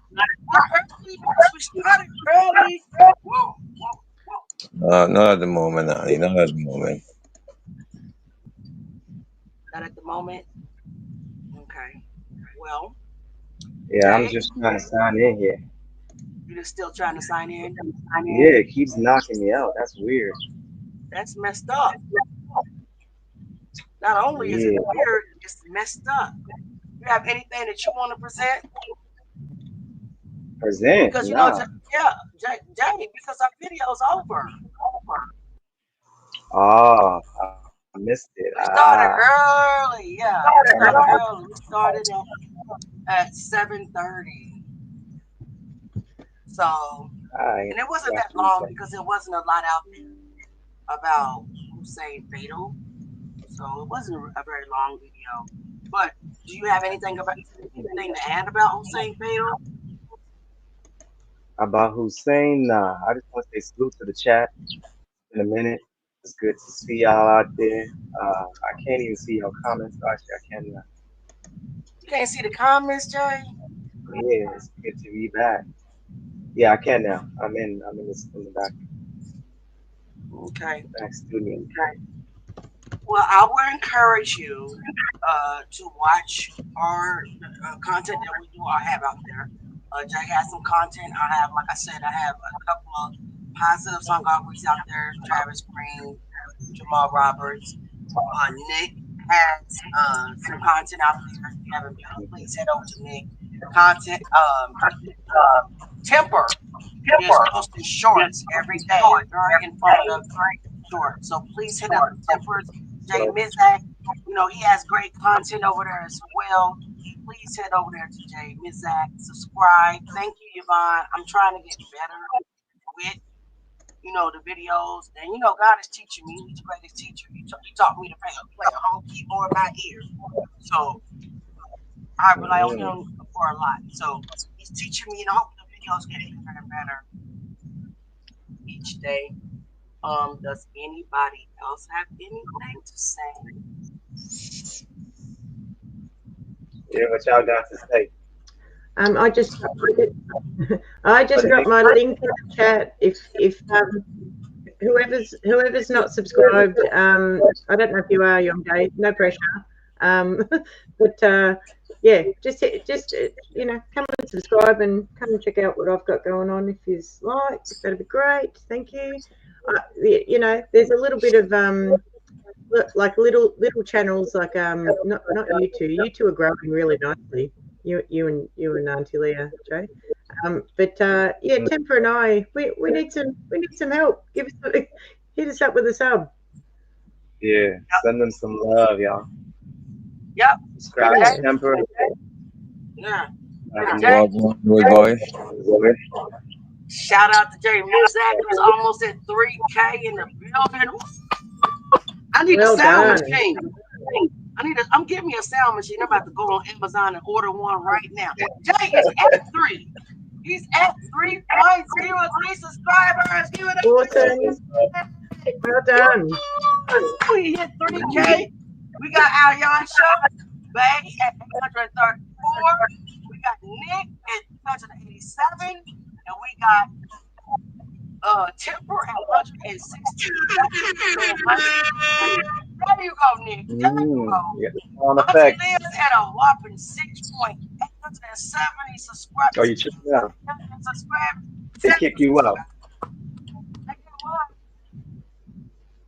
They kicked you out. Who's kicked out? Oh, Jay's kicked out. He's frozen.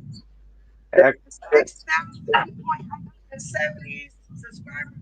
Y'all there? Yeah, I can hear you. Auntie Leah cutting out. Auntie Leah cutting out. Hang on. Well, hold up, everyone. Hang on. Everybody's sound. Auntie Leah, pull that microphone down to your mouth, will you? There. Thank you. Yep, we can hear you now. I got 6,870 subscribers. Yay! I'm so happy.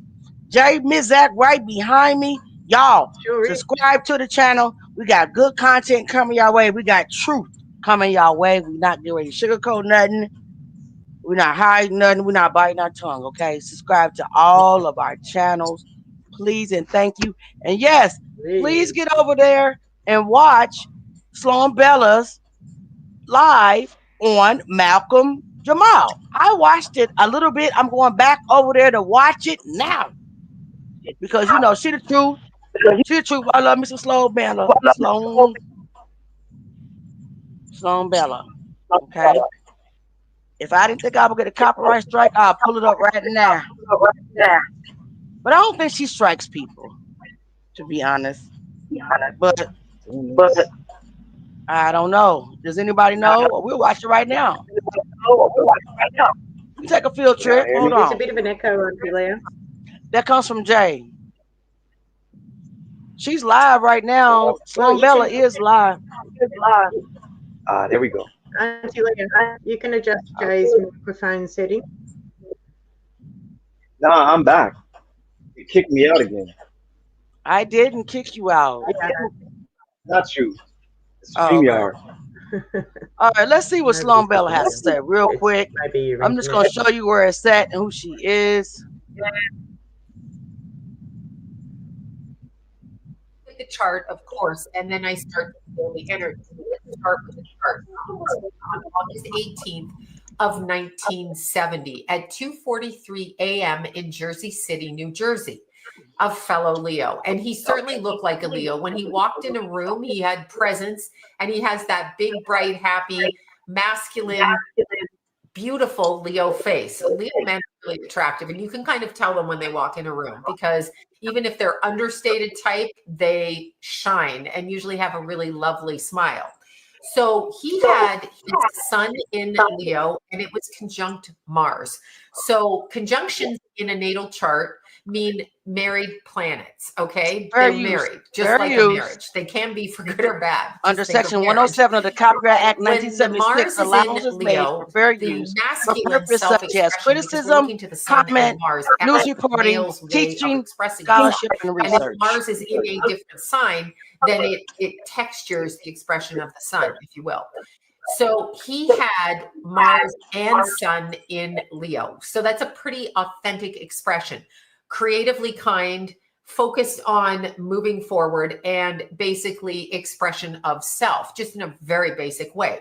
Now, karmically speaking, he had Sun and Mars squaring Saturn. Sun and Mars squaring Saturn. So the whole essence of who he was as a man was being thwarted from a senior energy around him. Now, this does not have to be a family member, can be a grandfather.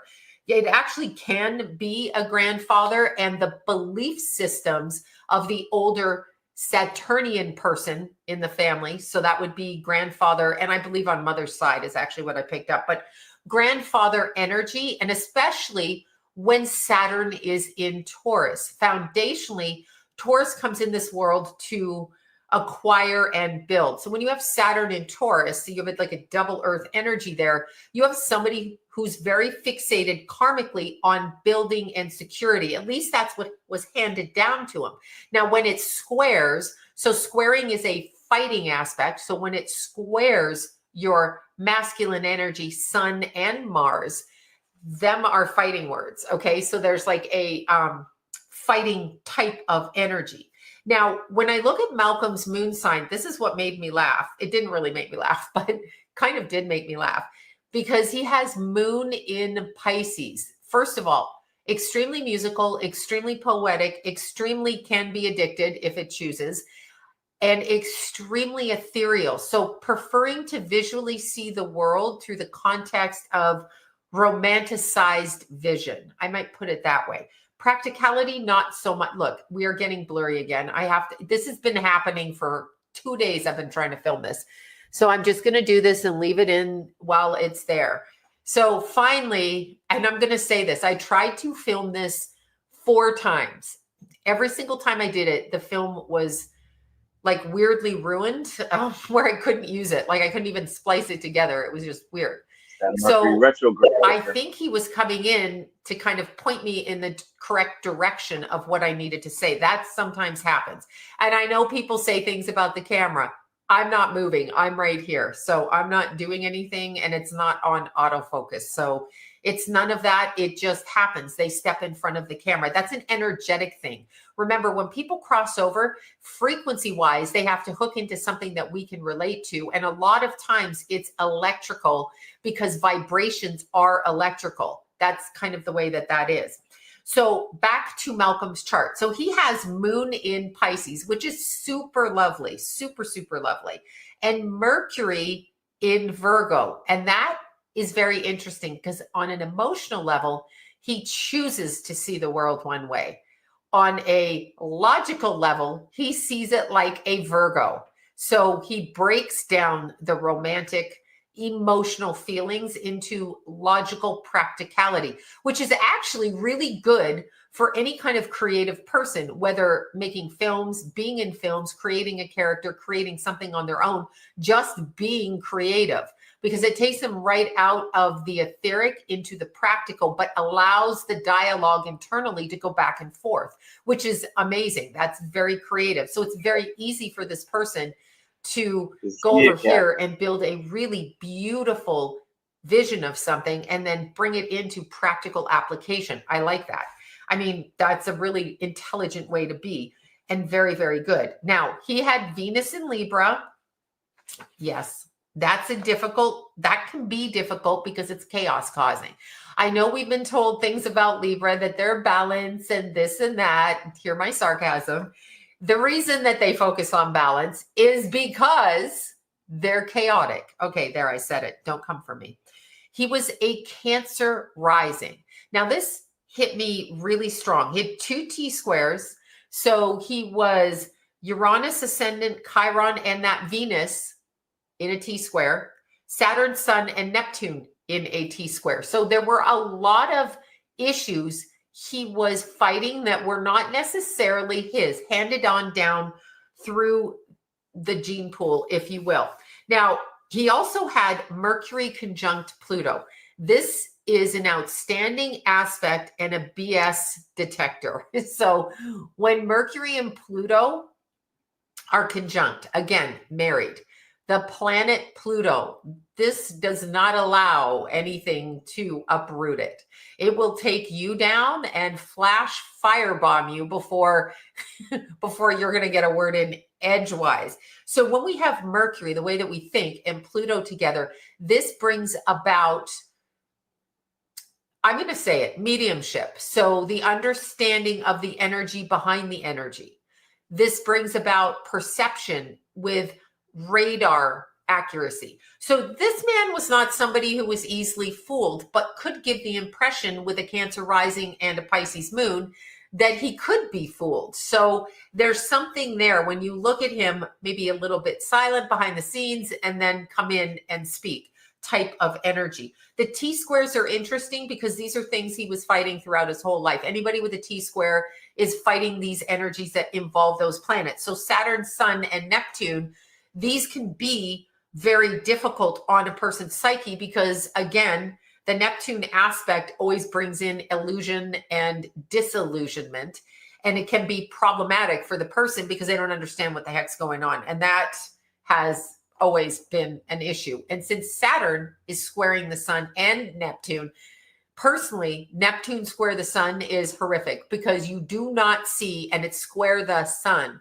men, square the men in your life, father figures, boyfriends, brothers, best friends, male doctors, whoever. You don't see them clearly. Neptune puts rosy colored glasses on you and like throws you out in some non-realistic world. So he had all of these things he was dealing with. And the Saturn part of it is the karma from a past life into this life. I believe through the mother's side of the family, through the mother's grandfather. So maternal.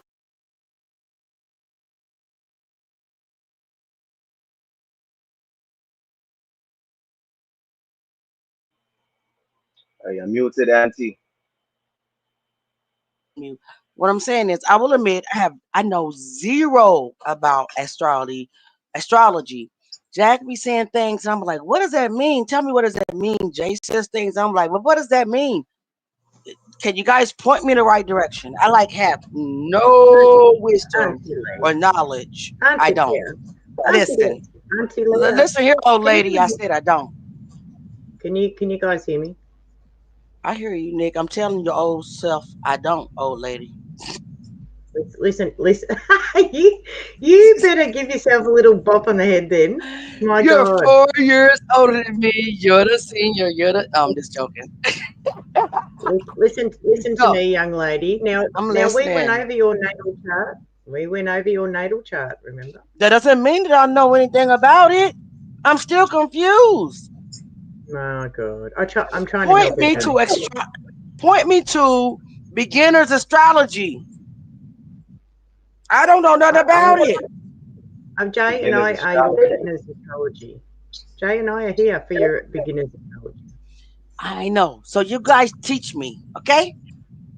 Okay. Love you. Love you, big sister. Oh my God! You know what? Mute your mic. Mute your mic. That ain't me. That's Jay. Stop it. He's trying to talk. Oh, mutemymic.com. I said mutemymic.com. Who's starting to talk? Talk. Jay. Nice talk. Jay. Okay, Jay, I'm sorry. Go ahead. Now my computer's frozen. What? Can you hear me? Not very well, Jay. We can't hear you very well.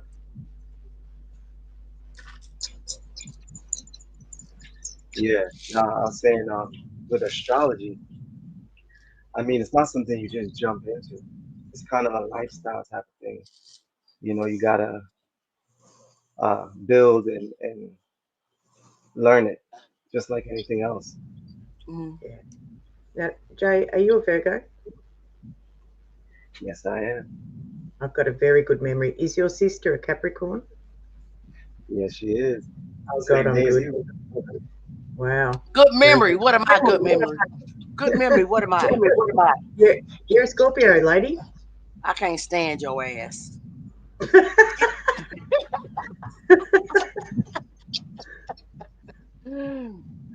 All right, Jay, you got something to say?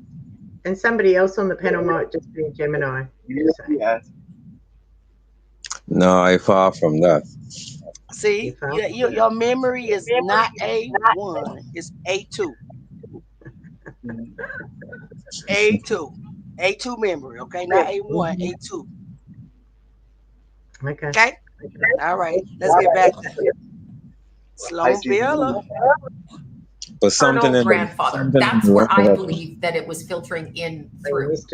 Okay, so let's get to the psychic part of the reading. Now, this I found really interesting because I don't really pick up usually energies that are this descriptive in describing. So let me tell you what I got. Initially, when Malcolm passed, I am drawn right into almost a room that is as big as me, okay, square, like a box. And my mind goes to the early 1920s. Do you guys remember the way they used to take photographs? And no, I'm not that old. I just remember seeing it in books where the photographer would stand like with something over his head, looking through a box that was probably as wide as him. And then out the other side, I guess, and the snap a light and the picture would be produced however they did it back then. I am seeing something very similar. So when Malcolm passed, he immediately went into this, what I'm being shown as is a box. Okay. So it is a box and he is sitting there and it's not really a big room. And he is putting a nickel in this machine and then doing this, like winding the movie. As I'm watching the movie, I'm looking to watch this movie. The background is sepia. There's no color. So there's no energy to it. It's kind of that sepia color, that whatever that is. And I'm seeing a man walk across the beach. And immediately I'm watching him watch this man walk across the beach. Now, I am hearing the words, I don't want to talk. I'm not going to do that. I don't want to talk to you. And then I see the person. I can't really make out who it is, but I believe that it's actually Malcolm watching Malcolm, but in a more moody lit way. That's how it's being shown to me. So there's no vibrance and there's no texture. It's kind of like it's just happening. And as it's happening and he's walking across the beach, his hearing is getting like farther away. So it's almost like I would describe losing one's balance and walking forward into a void. And I equate it weirdly with altitude climbing and falling into a hole while you're climbing up the side of a mountain and you can't hear and everything kind of goes deaf or you go deaf. This is what I'm feeling. Now, that makes me feel when I'm looking at the energy, like something came on him. I lost my balance. I moved, I fell, and I can't hear. And immediately I feel a hit to the back of my back, like a sucker punch in the kidney area. What? That's actually what I get. This is not I don't see anybody on the camera screen, like as I'm looking at it, but I see a sucker punch. I feel like somebody kind of ambushed him from behind and Wow. made him fall forward by punching him in the kidney area. So it'll be very interesting to me if he has damage to that part of his body. I don't even know how you tell that, but if that's a thing. And that's interesting. I wonder if he is the autopsy done yet? Yeah. It is. Yeah, it's done. I wonder. Yeah, I wonder if what she's describing is something kicking in, you know, and attacking him painfully in his kidney, and it took him under. Like, I'm interested to know what was in his system. They didn't say anything was in the system, but yeah, I don't think toxology. Yeah, but they say a lot. You know, they say a lot. Yeah, I agree. You know, I don't. Unless I'm there when they're taking all the samples, and I'm there when they get the report back. I don't believe half of these things. I agree with you 1000% because the autopsy was done less than a week. I think less than a week in his death, or 2 weeks. It should have been done normally longer than that. Should have been, yeah, that's weird. Yeah, it normally takes longer than that, and I do believe that the family, well, his parents, not the so-called wife, ordered a second opinion on the autopsy. So we'll see, but it just don't sound right. No, that's very interesting. Anybody else before I hit play?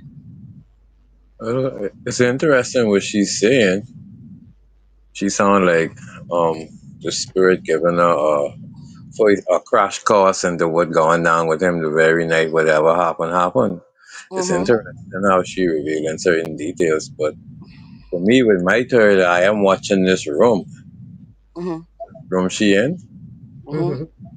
Yeah, and with my eyes, I mean, I could see her energy in the room. That's why that's why the camera keep auto focusing. Oh, absolutely. You guys see that? I seen that as well. I noticed that as well, Temper. Auto focusing. Pay attention to that, guys. She said when that happens, the spirits are walking in front of the camera. Yep. Yeah, I mean, my third eye been open. That's why I was so quiet and just watching. Yep. I agree. It's interesting that she I saw don't know if him. it's the same for y'all. Sorry? Huh? What do you say, Jay? Uh-oh. He'll be back. It's interesting that she saw him watching himself. Tripping, falling.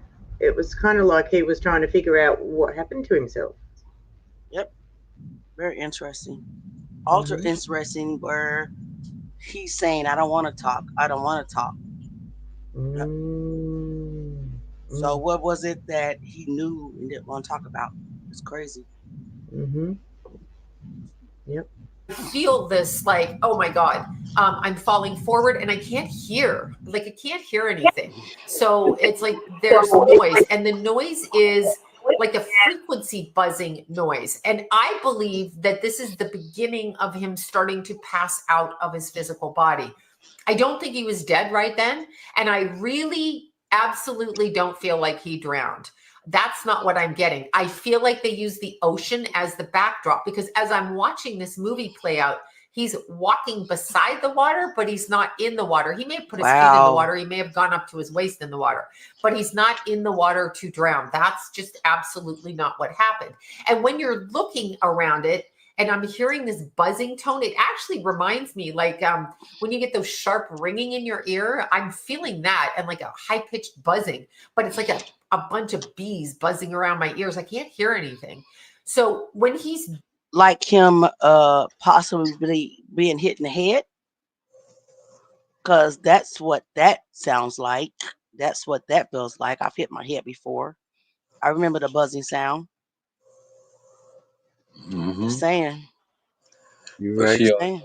she also said that he was walking on the beach and was like looking at himself and speaking. So it's almost like she painted the picture that there was someone on the beach with him. Body.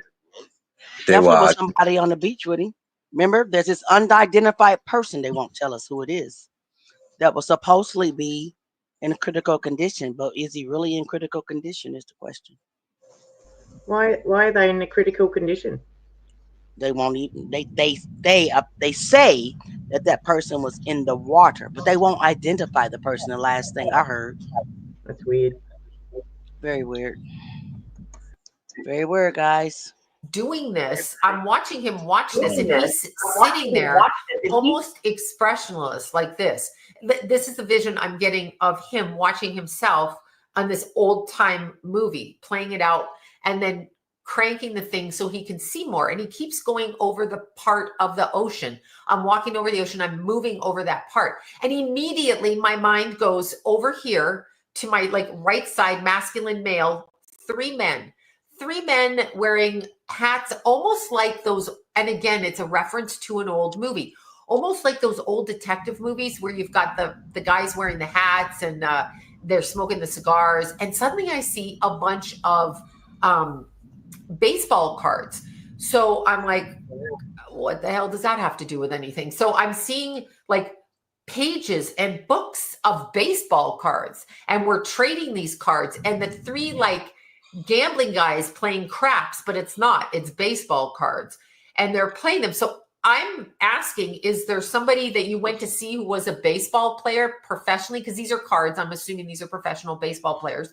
Or is there some reason that they're bringing this up? Do you have like a collection that everybody needs to know about that's like worth a lot of money? Or I don't understand. Is there a relative that is a baseball player? I don't get what that is. So my mind is going all over the place with this, and it's actually really rather confusing. And it happened immediately when they said that he drowned. I got confused by that conversation, and my mind went literally everywhere. And I started writing down notes until I was ready to do the video. Now, the baseball players, the people that I'm seeing on the cards, I personally don't recognize them, but these three men are over here and they're smoking cigars and they're like sitting there and they're talking. I can't hear what they're saying, but Malcolm is still focused here on the beach. These guys are doing the baseball cards. And then immediately I go to a conversation with Malcolm. Okay. Like I'm not in it. I'm hearing it in my head. A conversation, and he is saying, I don't want to do that. It's very clear I said no, and no means no. I get the impression from the baseball card playing men with the cigars, I get the impression that there's something behind them doing that. So as I'm feeling the energy, I'm then drawn into a building, kind of like a abandoned brick building. I don't know, or something like that. And I'm going inside the door and it looks pretty run down. I really don't want to be there. I don't want to feel the energy. But as I walk in, I step into a room and I've got to remove all of my clothes. This is not me. This is him. I've got to remove all my clothes and I'm in my underwear. I can't go into this room unless I show up that way. And then they pat me down. So they're checking either for wires, mics, pouches. I don't know what they're checking for, but they're checking for something. As I go into that room, I see groups of people lined up. I see, this is so weird. I see people on like the floor, kind of. They're kneeling on like a step thing on the floor and they're looking through something and I can only see their backsides. This is male and female. They have no clothes on, as in just in underwear or like bra underwear, tighty whities. Anyway, I see that and I look behind it and I see a group of men. Now, these men don't belong here. This is so weird. It's like a puzzle.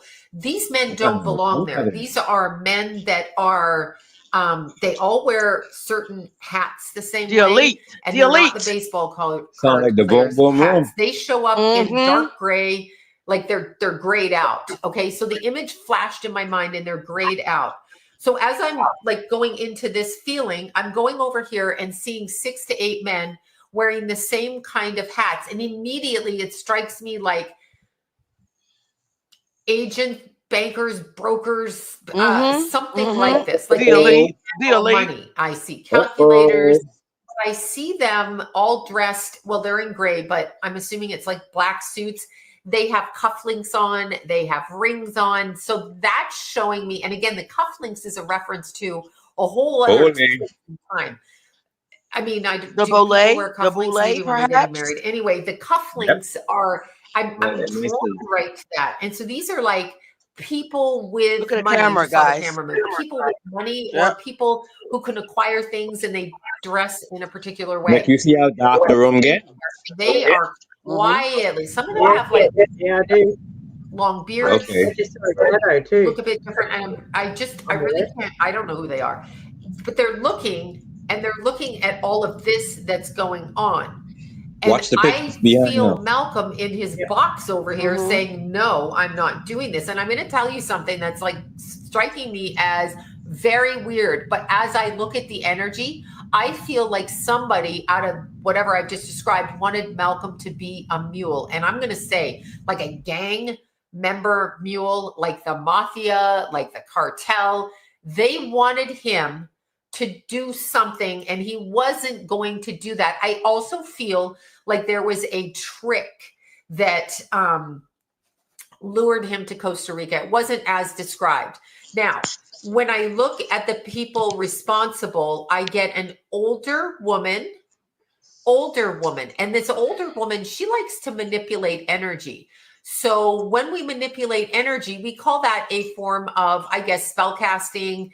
I want to make you do something I know you don't want to do. So what can I make you do? And how do I do it? Well, first of all, I'm going to get you off balance. I think that's a reference to the beach. I'm going to get you off balance. So you're going to go over there and it's going to be hard for you to regain your steps, your balance, because I kind of pushed you and now you can't hear and now you don't know what's right. This is the first thing. And by the way, with the way the ears are, I feel like, I don't know, somebody like Mickey'd him, roofied him, put something in his eggs. I don't know. Like, it doesn't feel right. Like he feels upset in the solar plexus area. They're pulling on that area. It's yes, you're getting that right. I can feel him. The room gets cold, but it's a very weird feeling just above your belly button, like solar plexus area that I'm getting from that. Like also stomach upset, but they're pulling on the energy from there. They're wanting to pull him out. He's not playing ball. That's a funny reference. So I'm feeling like he was asked to be a drug mule or something along those lines. And it's really interesting because this man, even though he was on camera, on TV, many hit shows, podcasts, about to do whatever he was about to do. And that brings me to isn't that something that the elite isn't that something that the elite wants their flunkies or whatever to do? Traffic drugs. Think of Diddy. What did Jonathan Oddie say? What did Jonathan Oddie say about P. Diddy when it comes to D. Ruggs' ring? Think about that. Sounds right. On his new podcast, wasn't that about be like a big upliftment within the black community? Yes, he was against it. He was against people selling D-Rugs. He was against people doing D-Rugs. And he was against people promoting D-Rugs. He said, what's worse? The ones selling it or the ones promoting you to do it? That was in my Malcolm Jamal Warner songography that I did. If you haven't seen that, go back and watch it. You will see his quote, him speak about it when he was doing a spoken word performance about D-Rugs. That's very interesting. the next thing I picked up on. He was not easily bought and sold. Okay, that was the conflict that went on from past generations to this generation. Not easily bought and sold. All right. So this he didn't want to do. And I do feel there's a setup in his inner circle. So he was definitely pulled out of his focus, which was, now this is interesting. So what I see, the next thing I see, I've been all over the place with this. The next thing I see is, and I'll just say it, those notebooks, and I don't have one on my table, but those notebooks you get at like the dollar store for your kids and you send them back to school. Typical, just little 90-cent buy them every year. He's got this in his hand. he shows me pages, and on the pages are just pages of names, okay? And one name stands out like really, like is highlighted and What's the comes name? close to my eye range, if that makes sense. So it's, and I can't get it out of my head, and it makes no sense to me. I have no fucking idea. I literally do not know why I keep getting this. And it's making me a bit nutty because I don't even know if these two actually had a connection in life. I mean, maybe they met each other at some point. But I am literally talking about the initials QT. That's a director whose name pops out of this book at me like it's lit up and gets bigger and moves towards my face. So that name is circled and it moves closer to me. And I'm like, what the hell does he have to do with it? I'm not saying his name on here, but the initials are Q and T. And I'm like, first name Q, last name T, I believe. I hope I can spell that in my head. But that's the name I'm seeing. I know who it is. And he's had big blockbuster movies. He's known as really quirky and weird. And I don't think we've heard much from him recently, but he is a director and he's higher echelon director. And he's responsible for bringing some old time actors out and giving them a career again, or hiring them in his movies when maybe their careers weren't going. But his name pops out like lightning to me. Okay. Just like, whoosh, like this. So guys, she is talking about Quentin Tarantino. That's what I'm going to write in the box chat just now. The American filmmaker known for his distinctive style, sharp dialogue, non-linear storytelling, and blend of humor with intense violence. He directed the Pulp Fiction, Reservoir Dogs, Kill Bill Volume 1 and 2, Inglourious Bastards, The Django Unchained, interesting, The Django, and Once Upon a Time in Hollywood. OMG, Sloan. You won't say it, but Auntie Leah will. And we carry on. I believe Malcolm was in the middle of a project with these names in the book, whatever these names are, that he's handwritten, by the way. This is not typed. This is something he carried with him. So these names are handwritten, and there's a project connected to it because I see a camera, I see a film, I see a microphone, and I know that he was interviewing people in this, that he wrote down these names. And for some reason, that name comes out so strong. So it is my belief that that particular director has something that's going to hit him publicly soon. And I'm not sure what it is, but I know that they put tape over Malcolm's mouth and they did not want him to do this, okay? Because his mouth is taped now as I'm saying this. I didn't get that before, but I know it now because I can see it in my head as I'm talking. So the mouth is taped. So they did not want him doing this. That's another component of what he was doing. And if he is going to do this, we want a piece of this and we want it to go this way. Okay, guys, this is what I found, guys. Okay, hold on. Let me put whoever's trying to come back up. Mizak in the house. Okay, this is what I found. Quentin Tarantino won't be directing the next project. He wrote it. He won't be directing it, but he wrote it. It's a sequel to Once Upon a Time in Hollywood titled The Adventures of Cliff Booth, and is being directed by David Fincher. Brad Pitt officially returns as Cliff Booth. Production has already began as of July 28, 2025, with filming expected to wrap up mid-January 2026. Now, ironically, Nick just showed a video with Brad Pitt in it. I'm just saying. Ironic. Very. But multiple reliable outlets confirm Fincher's role and Tarantino's involvement as the writer. This marks the first time Tarantino has handed off one of his scripts to another director. Why you hand it off? Wow, that's news.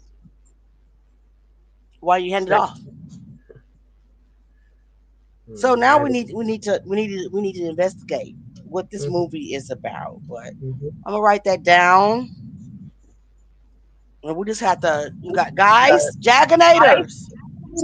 But you know how I feel about this, Auntie Leah? Let's go. Let's go. Malcolm Jamal, when I look at it, he was an iconic figure. Once you become an iconic figure within the black community, you have power. You have the power to impact. You have the power to change. You have the power to sway. So just like any black person, if you look at it, black people, we really make businesses. So if you could keep black people in a position that they don't learn, they don't see the light. I mean, just like from in Tupac time. I think that's what it's really all about. Whatever power this podcast had, whatever position he had within the industry, it was powerful enough for them to want him to be out of the way, simply because he cannot be bought. I believe this is something deeper. We just don't know what it is yet. But we guys know the movie, the Adventures of Cliff Booth. That's the movie, which is a sequel. It's a sequel, so that means I need to go watch the first movie because I've never watched it. You don't have any time to watch movies. Are you crazy? I'm gonna watch that one, and you gonna watch it with me, sister. We can watch it. We can watch it. You can watch it offline. I just might premiere it online and then delete it right after, so I won't get a copyright. You can put it on Rumble. Right, we can go on Rumble and watch it. Yep. Don't play with it. We on an investigation trip. We on our Jaguar, right? Ish. Let's finish. The creative, it puts creative bias on it, meaning you're not free to create it the way that you want to create it because you've got these people taping your mouth until you speak it the way they want you to. And then immediately when I say speak it, I go to a freaking speakeasy. Again, a 20s reference. And no, I wasn't alive in the 20s that I'm aware of. Anyway, it's a speakeasy. So I am seeing that Malcolm was involved, and I'm just going to word it like this. What is a speakeasy? He's very creative in how he shows things. Like he's got a textured, flavored, intuitive vocabulary while trying to push things so that psychic types can pick it up. It's very creative and very interesting.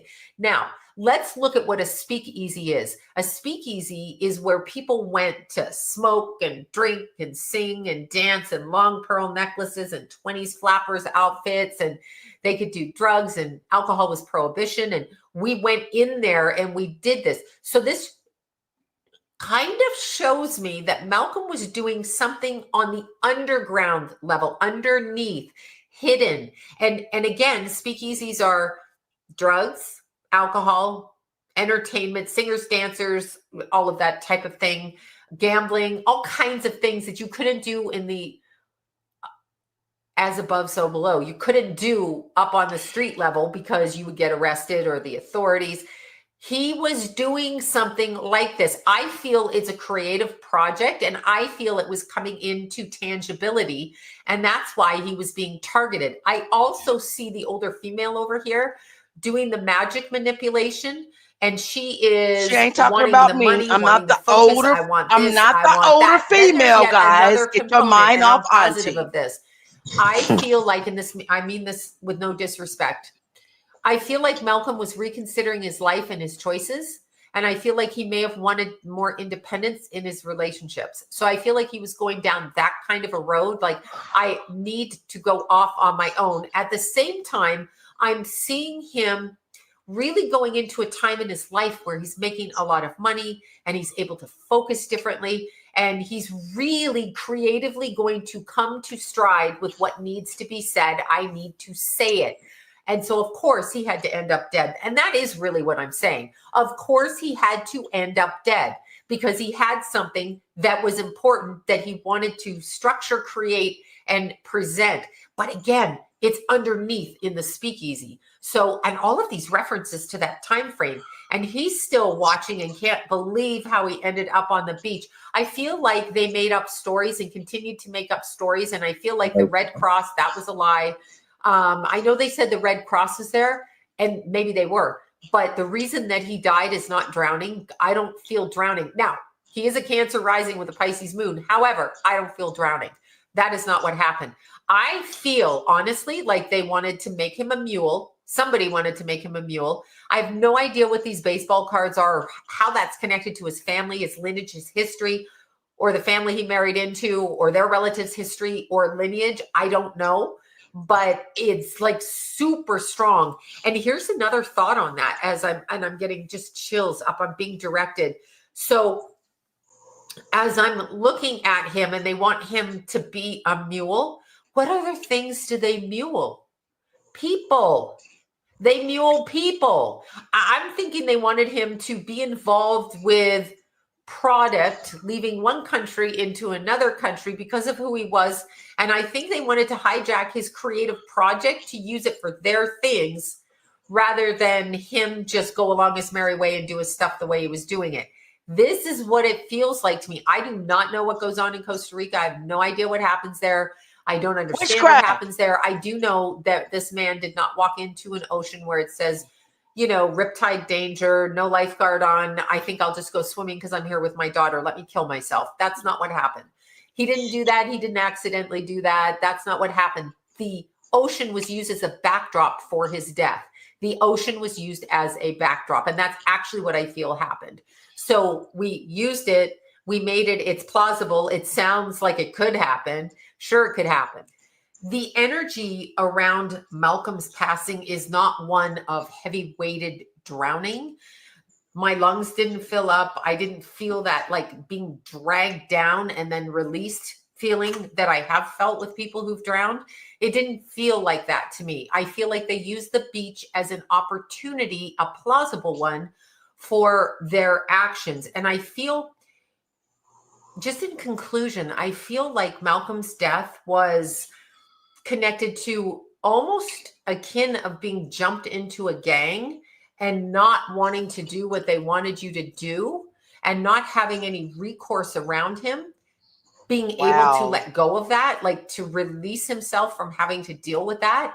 Well, rumor is that his wife allegedly had something to do with this. But let me tell you this. I did look this up. And it says in Costa Rica, folk magic blends indigenous, you guys know I can hardly say that word, indigenous spiritual traditions, African influence, and Spanish Catholicism. Locally, this is sometimes referred to as brujeria, witchcraft, or curanderism, healing practices. Curanderos, healers, and brujo as witches are sought out for herbal medicine, blessings, protection, rituals, or removing curses. So remember when Sloan was saying there was a witch? They are there. Santeria. Yeah, they're there. Remember she said something about she felt like this person was making Malcolm do something? They are prominently there. And it's a blend of indigenous spiritual traditions, African influence, which you know is heavy on witchcraft and things, and Spanish, which is heavy on Santeria, just like Triple said.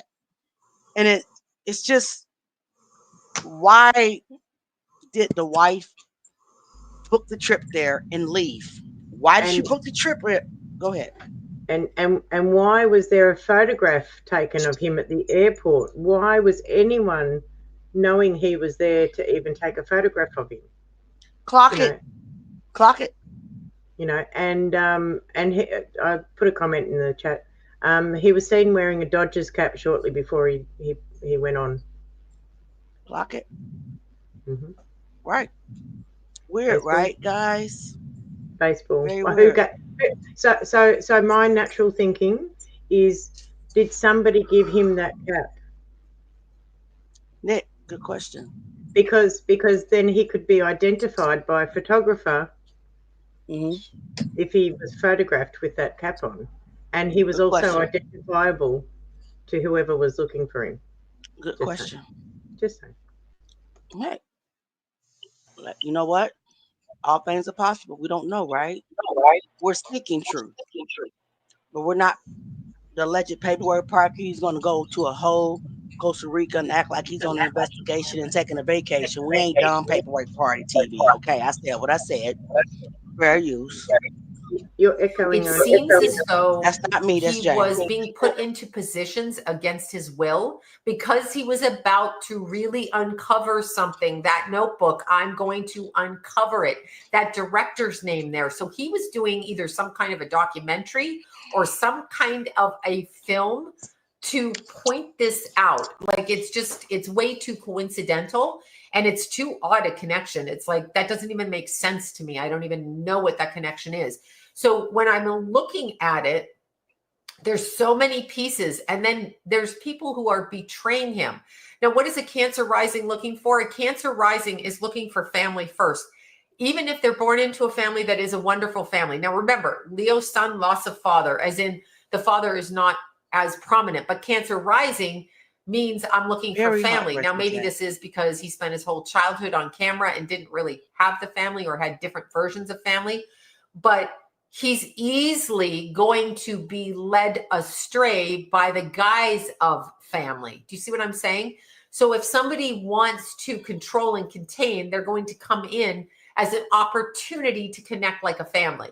That's what I'm saying. And I feel like that would be the one weakness or his Achilles heel that he had.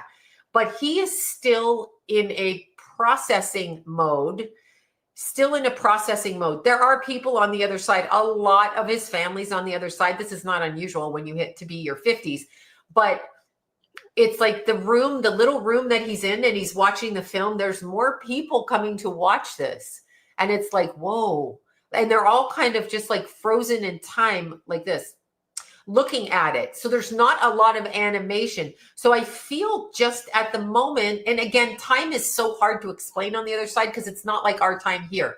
It seems like his soul would have popped on out and gone because it's been 2 weeks or whatever. Remember, no, he's processing. The time on Earth people is are different processing from the time in the with spiritual him. realm. And I feel There's like is this no was a time setup. in the spiritual I realm. do. I feel like it was a setup. This was not intentional. This was not his natural time of death. Obviously, if he ends up dead, it's his one window of death. We have different opportunities, but did somebody else's path intercede with your path and then force you in a position, force you to make a move you don't want to make? That's like a chess move thing there. So strange. Anyway, this is my first video on Malcolm Jamal Warner. And once again, my name is Sloan from SloanBella.com.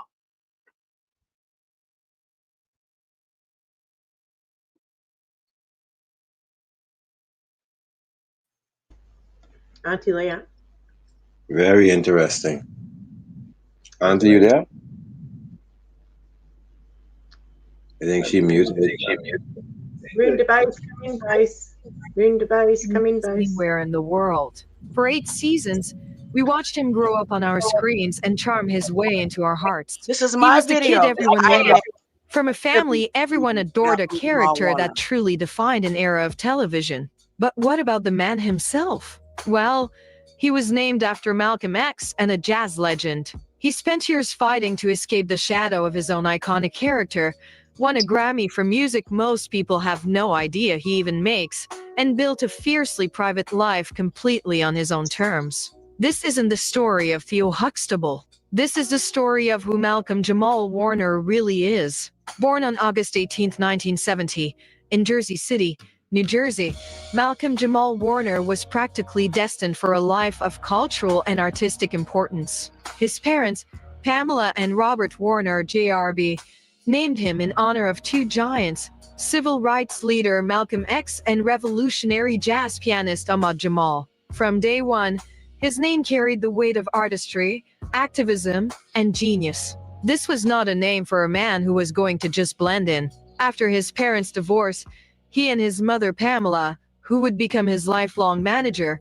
moved to Los Angeles. By age 9, he'd found his passion for performance, enrolling in acting classes that set him on the path to stardom. In 1984, during the final hour of a nationwide casting call, a young Malcolm Jamal Warner auditioned for a role that would change his life and television forever. Picked by Bill Cosby himself, Rest in peace, Malcolm. he was cast as Theodore Huxtable on The Cosby Show. The show exploded into a cultural phenomenon, and Warner became one of the most famous teenagers on the planet. Guys, As this Theo, video he was more than a character. has had He was a symbol. He represented a positive, hilarious, and deeply relatable image of a young the black most viewed man, videos that I smashing have. the tired stereotypes often It's seen at, on TV. 4,000 The role views. launched him into superstardom, even earning him a Primetime Emmy nomination in 1986 for Outstanding Supporting Actor in a Comedy Series, a huge honor for such a young actor. He was America's son,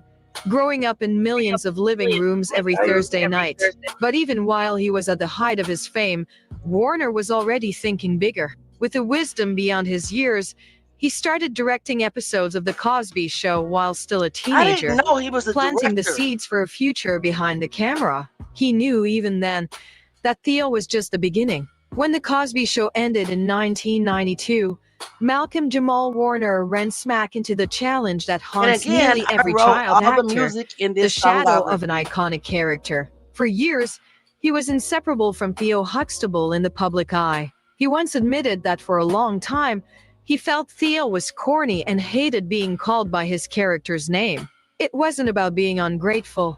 It was a fight for his own identity. As he put it, "I'm always gonna be Malcolm much longer than Theo. Although to some people, I'll be Theo forever. And I can't help that." This struggle was intensified by the enormous pressure he felt during the show. He understood the cultural weight of The Cosby Show and knew he was a role model, representing not just his family but what the show stood for. There's the He infamous recalled shirt, someone once guys. calling him America's favorite white black boy when he was just 15, a comment that he admitted was a Rest in form peace, of cultural Malcolm. trauma that stuck with him. This period was also marked by a profound personal tragedy. Warner was in a long-term relationship with actress Michelle Thomas, who played his girlfriend Justine on The Cosby Show. Their on-screen chemistry was a reflection of their real-life romance. Tragically, Michelle was diagnosed with a rare form of stomach cancer and peace, passed Michelle. away in 1998. Warner was by her side when she died, a devastating loss that would deeply shape his personal journey. He was determined not to become another Where Are They Now story. His mother had asked him during season 1 what he'd do when the show was over, and that question sparked what he called a maniacal obsession with rest in peace, longevity. Malcolm. He knew the road from child star to respected adult actor was full of traps, so he deliberately sought out roles that were different, roles that would challenge perceptions and prove that he was so much more than the lovable kid from the Huxtable house. While the world was trying to keep him in the Theo Huxtable box, Malcolm Jamal Warner was busy shattering it from the inside. He quietly and deliberately set out to redefine himself, Rest not in just peace, as an Malcolm actor, Jamal Warner. but as a complete artist. His directing career, which started on The Cosby Show, took off. He stepped behind the camera for a slate of beloved So he was sitcoms, a director becoming too. a I didn't go-to realize director that, for though. shows that defined the 90s. He directed episodes of The Fresh Prince of Bel-Air, Nickelodeon didn't hits know like that. Kenan and Kel and All That, and even Sesame Street. He also became a regular Yeah, I didn't know director for that. his own sitcom, Malcolm and Eddie. This wasn't just a hobby. It was a craft he'd been honing for years. Then there's the music. Warner is a gifted bass player, poet, and spoken word artist. This was no celebrity vanity project. It was an authentic, core part of his identity. He released his first EP in 2003 and has since released several albums with his jazz funk band. But the ultimate validation of his musical Very talent came in talented, too. 2015, a moment that remains one of the most Shut surprising the live, facts of his everybody, career. in honor At the of 57th Malcolm Annual Jamal Grammy Awards, Warner. Malcolm Jamal Warner won. He took home the Grammy for Best Traditional R&B Performance for his spoken word feature on the Robert Glasper Experiments cover of Stevie Wonder's Jesus Children, alongside the incredible Lola Hathaway, a Grammy-winning poet. It's a title few people associate with Theo Huxtable, but it's a fundamental part of who Malcolm Jamal Warner is. He later earned another Grammy nomination in 2022 for his album Hiding in Plain View. At the same time, his acting career was evolving dramatically. He co-starred with Eddie Griffin in the popular urban sitcom Malcolm and Eddie from 1996 to 2000. But he also pivoted to more complex, That was so dramatic funny. work. That was such a He funny appeared show. in the gritty FX series Sons of Anarchy, I had a remembered him recurring on role there in the too. legal drama Suits, and joined the cast of Major Crimes.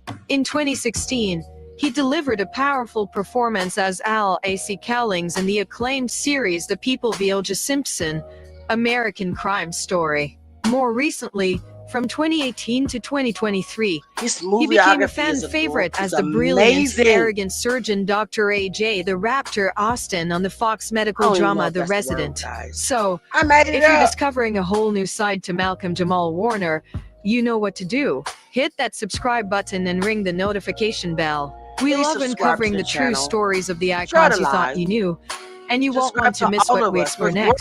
In an era where celebrity life is an open book, relentlessly documented on social media, Malcolm Jamal Warner made a radical choice: privacy. After spending his youth in the brightest of spotlights, he cultivated an adult life that was deliberately his own, shielded from the public eye. Following high-profile relationships with actresses Karen Molina White and Regina King, Warner's approach to his personal life changed. He met and married a woman whose identity he has kept completely private. In 2017, they welcomed a daughter, and true to form, her name has never been publicly shared. He occasionally shares glimpses of his family online, but always on his terms, with faces obscured or identities protected.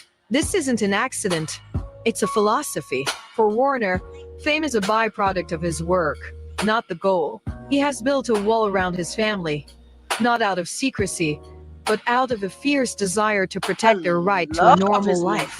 Having lived through the pressures of a public childhood, he was determined to give his daughter a different experience. He is a husband and father first, and a public figure second. From an iconic Brooklyn brownstone to the quiet sanctity of his private life, the journey of Malcolm Jamal Warner is a powerful lesson in self-definition. He started as Theo Huxtable, a character who brought joy and a new kind of representation to millions. But instead of letting that one role define him, he spent 4 decades building a legacy entirely on his own terms. He became a prolific director, shaping the shows another generation grew up watching. He became a Grammy-winning poet and musician, using his voice to explore art and issues far beyond a sitcom script. And he became a versatile and respected actor, tackling complex roles in gritty dramas and acclaimed series that proved his talent was limitless. Most importantly, he became the man he was always meant to be. The boy named for an activist and a jazz legend grew into a man who forged his own path with integrity and purpose. He successfully navigated the treacherous waters of child stardom, wrestled with the shadow of his own fame, and emerged as a multi-talented artist and a fiercely private family man. The story of Malcolm Jamal Warner isn't just about what happened to the kid from The Cosby Show. It's the story of a man who showed the world who he truly was, and in doing so, created a legacy that is inspiringly and entirely his own. This quiet dignity has come to define him as much as any role. He found love and fatherhood later in life, an experience he's grateful for, as it gave him the maturity to be the family man he always wanted to be. In a world that demands constant exposure, Malcolm Jamal Warner's greatest performance may be the one no one gets to see: the role of a devoted husband and father, living a full, authentic life far from the applause and expectations of Hollywood. It's a powerful statement about identity, integrity, and what a well-lived life truly means. So guys, we're getting ready to get into a little of his spoken poetry. He's very gifted. He was very talented. Guys, he was so educated. He was so passionate, full of wisdom. Let's give it up for Malcolm Jamal Warner. Rest in peace, King. Yeah, rest in power, Jamal. May God reveal what really happened to you on this side of earth. Let's get back into it. It's not long. It's his spoken poetry. I made a songography for the King, a mini biography. Lord, thank you for the idea of songographies. Guys, listen to the words. Me, wholeheartedly. And when she drips, she allows me to give the gift easily. As she nestles at my earlobe, whispers wickedly to my soul. And when temptation takes its toll, I grab a hold, we lock and load, and we take off into a space where time cannot be traced. I'm talking ecstasy laced with purple rain, purple haze type passion. Two people fully engaged like intertwined limbs on the cloud nine stage of love. You see, it's that real shit. I said it's that real shit. No, y'all don't hear me. See, it's that real shit that you can only dream of if you were too afraid to heal. You can't feel this if you only putting in physical work. You gotta go in and grab that hurt and be willing to die when it no longer defines you. Be courageous enough to let it refine you. Then be brave enough to let that define you.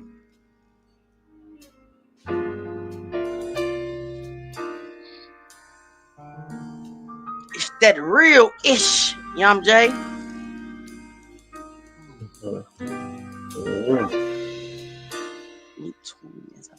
And maybe you can drink that. Maybe then you'll see the light. Their light. Their beam that highlights the best of you. And when that reciprocates, the love that you make will be greater than the total sum of your hurt. Salute, Malcolm combined. J. Warner. AKA Theo Hustler. Bound by a bond. Y'all, this hurt me to my core. Almost like Tupac Shakur. Gripped with grit. And each the bars. godly gasp Same age as me. Bars. Makes the sex extraterrestrial. You have a rhyming agent. You can mean have it to, too, but it was so much facts. but you have to be willing imagine to me. build your own UFO. A little girl in the ghetto, broken family. My dad, he wasn't around. Matter of fact, my dad didn't even acknowledge me. I didn't even know who he was. I actually thought my mom's boyfriend, my stepdad, was my father. But running to the TV and seeing the Cosby Show, it is perfect black family with a mom, a dad, successful mom, an attorney, successful doctor, as a father, Theo. I forgot their name, but Lisa Bonet, I forgot her name. And then I forgot everybody's name, but I remember Theo because I only had one brother. I didn't know about him, but I had all sisters who were mean to me. But just imagine this going to the TV, and this is little girls, literally in the ghetto, black, even boys like this from TV. Like, ooh, in our hearts and our minds, we're like, ooh, I wish we were like that. I wish my family was like that. I wish I knew my dad. My mom worked at a dry cleaners making $4 an hour. Food stamps, the whole 9 yards in the ghetto. She did what she had to do. She took care of us. But back then, ooh, living in the house, right? Big house, nice house. The structure, right? The raising. My mom didn't even have time to teach me anything. Everything I learned was on the streets. My mom didn't have time. She was too busy working for minimum wage. And when she got home, she's tired. She did what she could with dinner. Waking up in the morning, did what she could for, breakfast, free lunch. But coming home, running home to the Cosby Show. A daydream. And it's not just for me. It was for the whole community. A whole race. It hurt me when this man died. Hurt me that I couldn't even do my live. I think I rescheduled it 3 times. Because I'm like, what? He was so good-hearted. He was so educated. He was so respectful. And I need to push play before I tear up, and I don't want to tear up. I don't want to. I already done teared up enough. So yeah. You see, this is no ordinary love. You be brave enough to do the work, and you too can have an extraordinary love. Lord have mercy.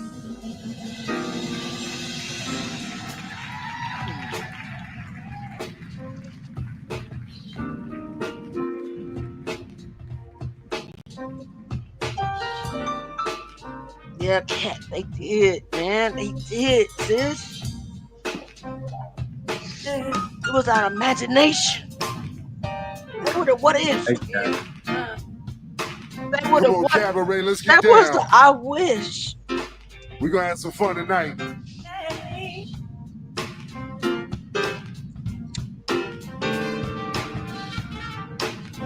Creepy artistry. I heard he sang a good song. That lady was off key, guys. I heard I had to cut her ass off. Cause baby, you ain't no key. And so I came to see him and listen for a while. That thing. And there you are, young boy. What key she on? Stranger to my eyes. Where you at, Miss Strumming my pain with fingers. I had to cut her off. You ain't on the right key, ma'am. I don't know what key she was singing on. It wasn't even a chop. Why we muted? Facebook done muted me, Lord. Hey, I wrote the song. You know the face, the sitcom son. Theo Huxtable, the good-hearted one. For 8 whole seasons, he was on your screen, part of a TV family, a cultural scene. But the man, Malcolm Jamal, had a deeper story. More than a sitcom, on a path to glory. A tale of art of love, a quiet revolution. This is his life, the final solution. You know the story from the TV screen so bright. The sitcom son who walked into the light. But what if his greatest act was off the screen? You see, and his final bow was a shocking tragedy. Yeah, born in Jersey, 1913 the date. A name that carried destiny and weight. Malcolm for X, Jamal for the jazz master. His mom, Pamela, knew he'd rise up faster. She raised him in LA, his manager and guide. With discipline and passion right by his side. She saw his talent, got him in the game.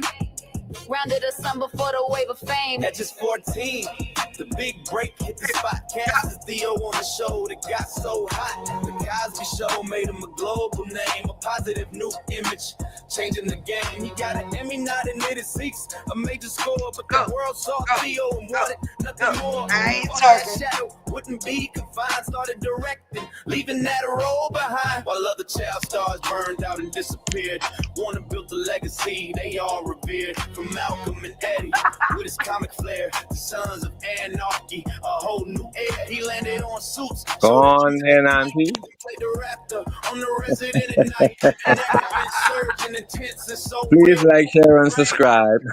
You think you know the story from the TV screen so bright. The sitcom son who walked into the light. What if his greatest act was off the screen? You see, and his final bow was a shocking tragedy. Yeah, but that is just one chapter of the man. His middle name Jamal was part of the plan. A bassist, a poet with a jazz funk sound. His band Miles Long was known all over town. This wasn't a hobby, this was from the soul. And in 2015, he achieved a major goal. He won a Grammy, a spoken word display for Jesus' children, blowing folks away. And then me not a Grammy win, he reached the highest tier. He conquered every doubt, face down every fear. But behind the curtain of the rose and public praise, he was building a quiet life through his later days. He guarded his prophecy, kept his world on lock, found love at 35 around the clock. A wife and a daughter in 2017, a joy he never knew, a brand new scene. But the final chapter was a tragic shock on Costa Rica shore. Against the rock, July 25, a riptide embrace pulled him from the world, leaving an empty space. You think you know the story from the TV screen so bright. The sitcom son who walked into the light. But what if the greatest act was off the screen you see? My husband like. And the final bow was a shocking tragedy. The news hit hard. The tributes started to pour from co-stars and friends who loved him to the core. More than a child star who beat all the odds. He was a Grammy winner, praised by the gods, an actor, a father, a husband, a friend. His beautiful story had a tragic end. He left us too soon, but his legacy strong. The untold story where he'll always belong. R.I.P. Malcolm Jamal Warner. A true legend that left us too soon, but the impact you had on black culture. I got a bone cracking, but that's all right. Salute.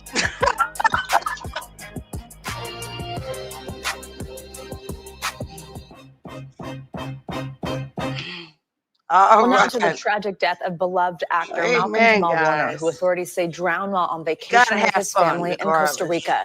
NBC News correspondent Jesse Kirsch has made his way there to Costa Rica. He has the latest on the investigation, as well as a look back at Malcolm Jamal Warner's life and career. Jesse, good morning.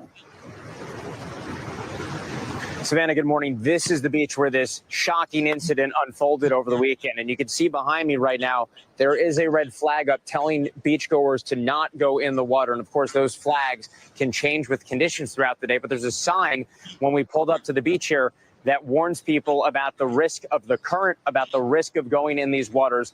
And of course, we now know that for Malcolm Jamal Warner, going in these waters over the weekend proved to be deadly. A source close to the actor tells us that he was on vacation with his wife and his young daughter when a day at the beach went terribly wrong.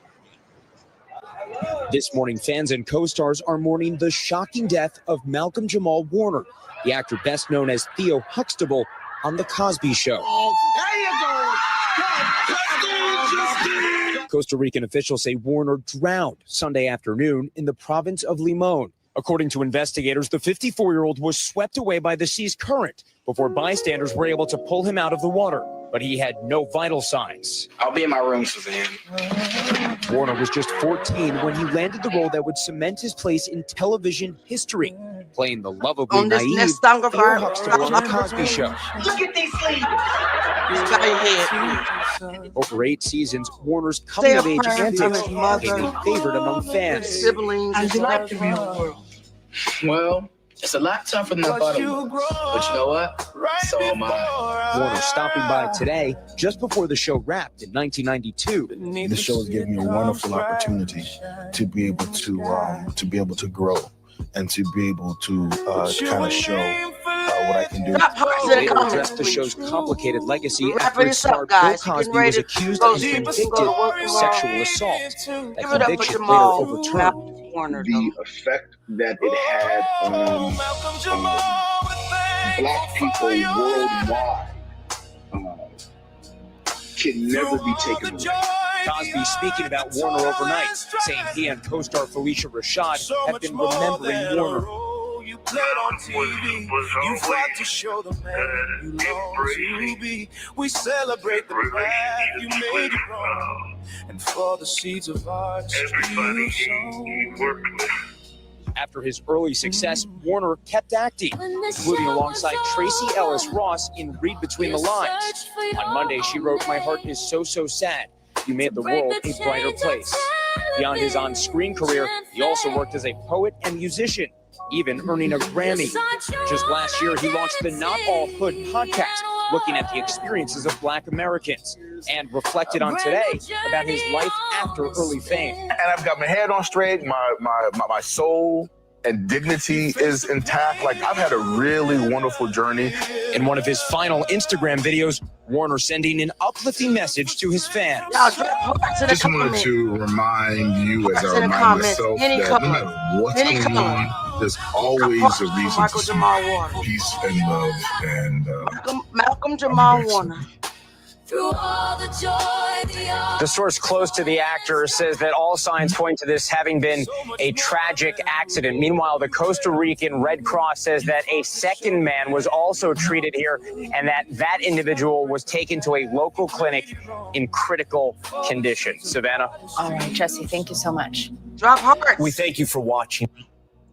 All right, now to, I think, something that surprised all of us when we saw it pop up. A stunning death of actor Malcolm Jamal Warner, who rose to fame. You know that face. He still looks exactly like Theo Huxtable on The Cosby Show. Investigators say in Costa Rica, he drowned after getting caught in a rough current. ABC's Victor Oquendo joins us live from San Jose in Costa Rica with the latest. Victor, it is just something I think that hit everybody because we all grew up with the Huxtable. From drama deep to You're right, you either watched them grow up or you grew up with them. So overnight, here's the latest that we heard from Costa Rica's Red Cross. They're the ones that responded to the beach where this happened. When they arrived, they said that two bystanders pulled two men, sorry about that, it's a little loud here in San Jose, pulled two men from the water. One of them was in critical condition. The other was Malcolm Jamal Warner. Tragically, the beloved actor died at the scene. Yes, this is Theodore Huxtable. This morning, fans around the country mourning the tragic loss of The Cosby Show star Malcolm Jamal Warner. You will always be my son. Thanks, Dad. The 54-year-old actor was reportedly on vacation when authorities say he accidentally drowned in the Caribbean Sea at this beach in Limon, Costa Rica, Sunday afternoon. A first responder from the Red Cross saying Warner and another man were swept away by a strong current, which is common in that area. Bystanders tried to rescue Warner, but by the time authorities arrived at the scene, he had no pulse. The other man transported in critical condition. The official cause of death, asphyxiation by submersion.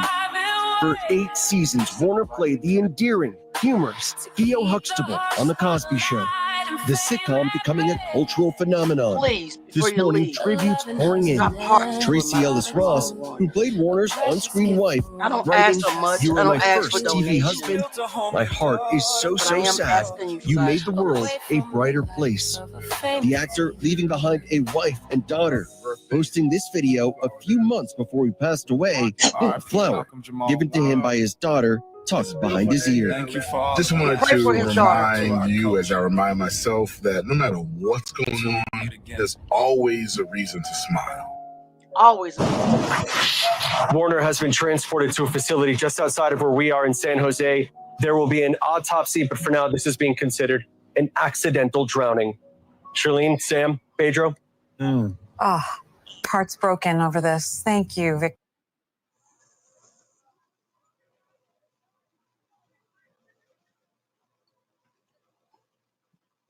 Salute. Hollywood is a graveyard. I think that's a new series we need to tap into, guys. It's a real thing. For an entire generation. So, I want to thank every single last one of you for being here with us tonight. I know we drifted off into a whole different thing, but God's plan is God's plan. Right? I don't have any closing words. My heart is overwhelmed right now. Like I said, I took Malcolm Jamal's death just as hard as I took Tupac's. I couldn't even get online. I couldn't do the live. I was heartbroken because I see a man with no scandal. I've never seen a scandal about Malcolm Jamal Warner. I heard nothing nefarious about this man. And all of a sudden, he dies at the age 54. Broke my heart. But I'm going to wrap this up. I'm going to give Temper And Jay, time to say if they have any, last remarks. Like I said, guys, I'm dropping a video regarding T Hood. That is a gentleman, the rapper that died last week that Jaguar Wright spoke about, and the one that she said that she's going to do some more, searching on. So I want to keep that in the forefront. Jag name attached to it. That means she knows something's wrong. So, Jay and Nee, we missed you, bro. We missed you, nephew. You their brother, but you're my nephew. So we missed you. I'm so glad you was here. I'm so glad you was here. Jay Yeah, can had. y'all hear me? Yeah, I feel I hear an echo. that's you. You got the echo. But it's all good. Just say what you gotta say. We can hear you. It's a little feedback, but it's all good.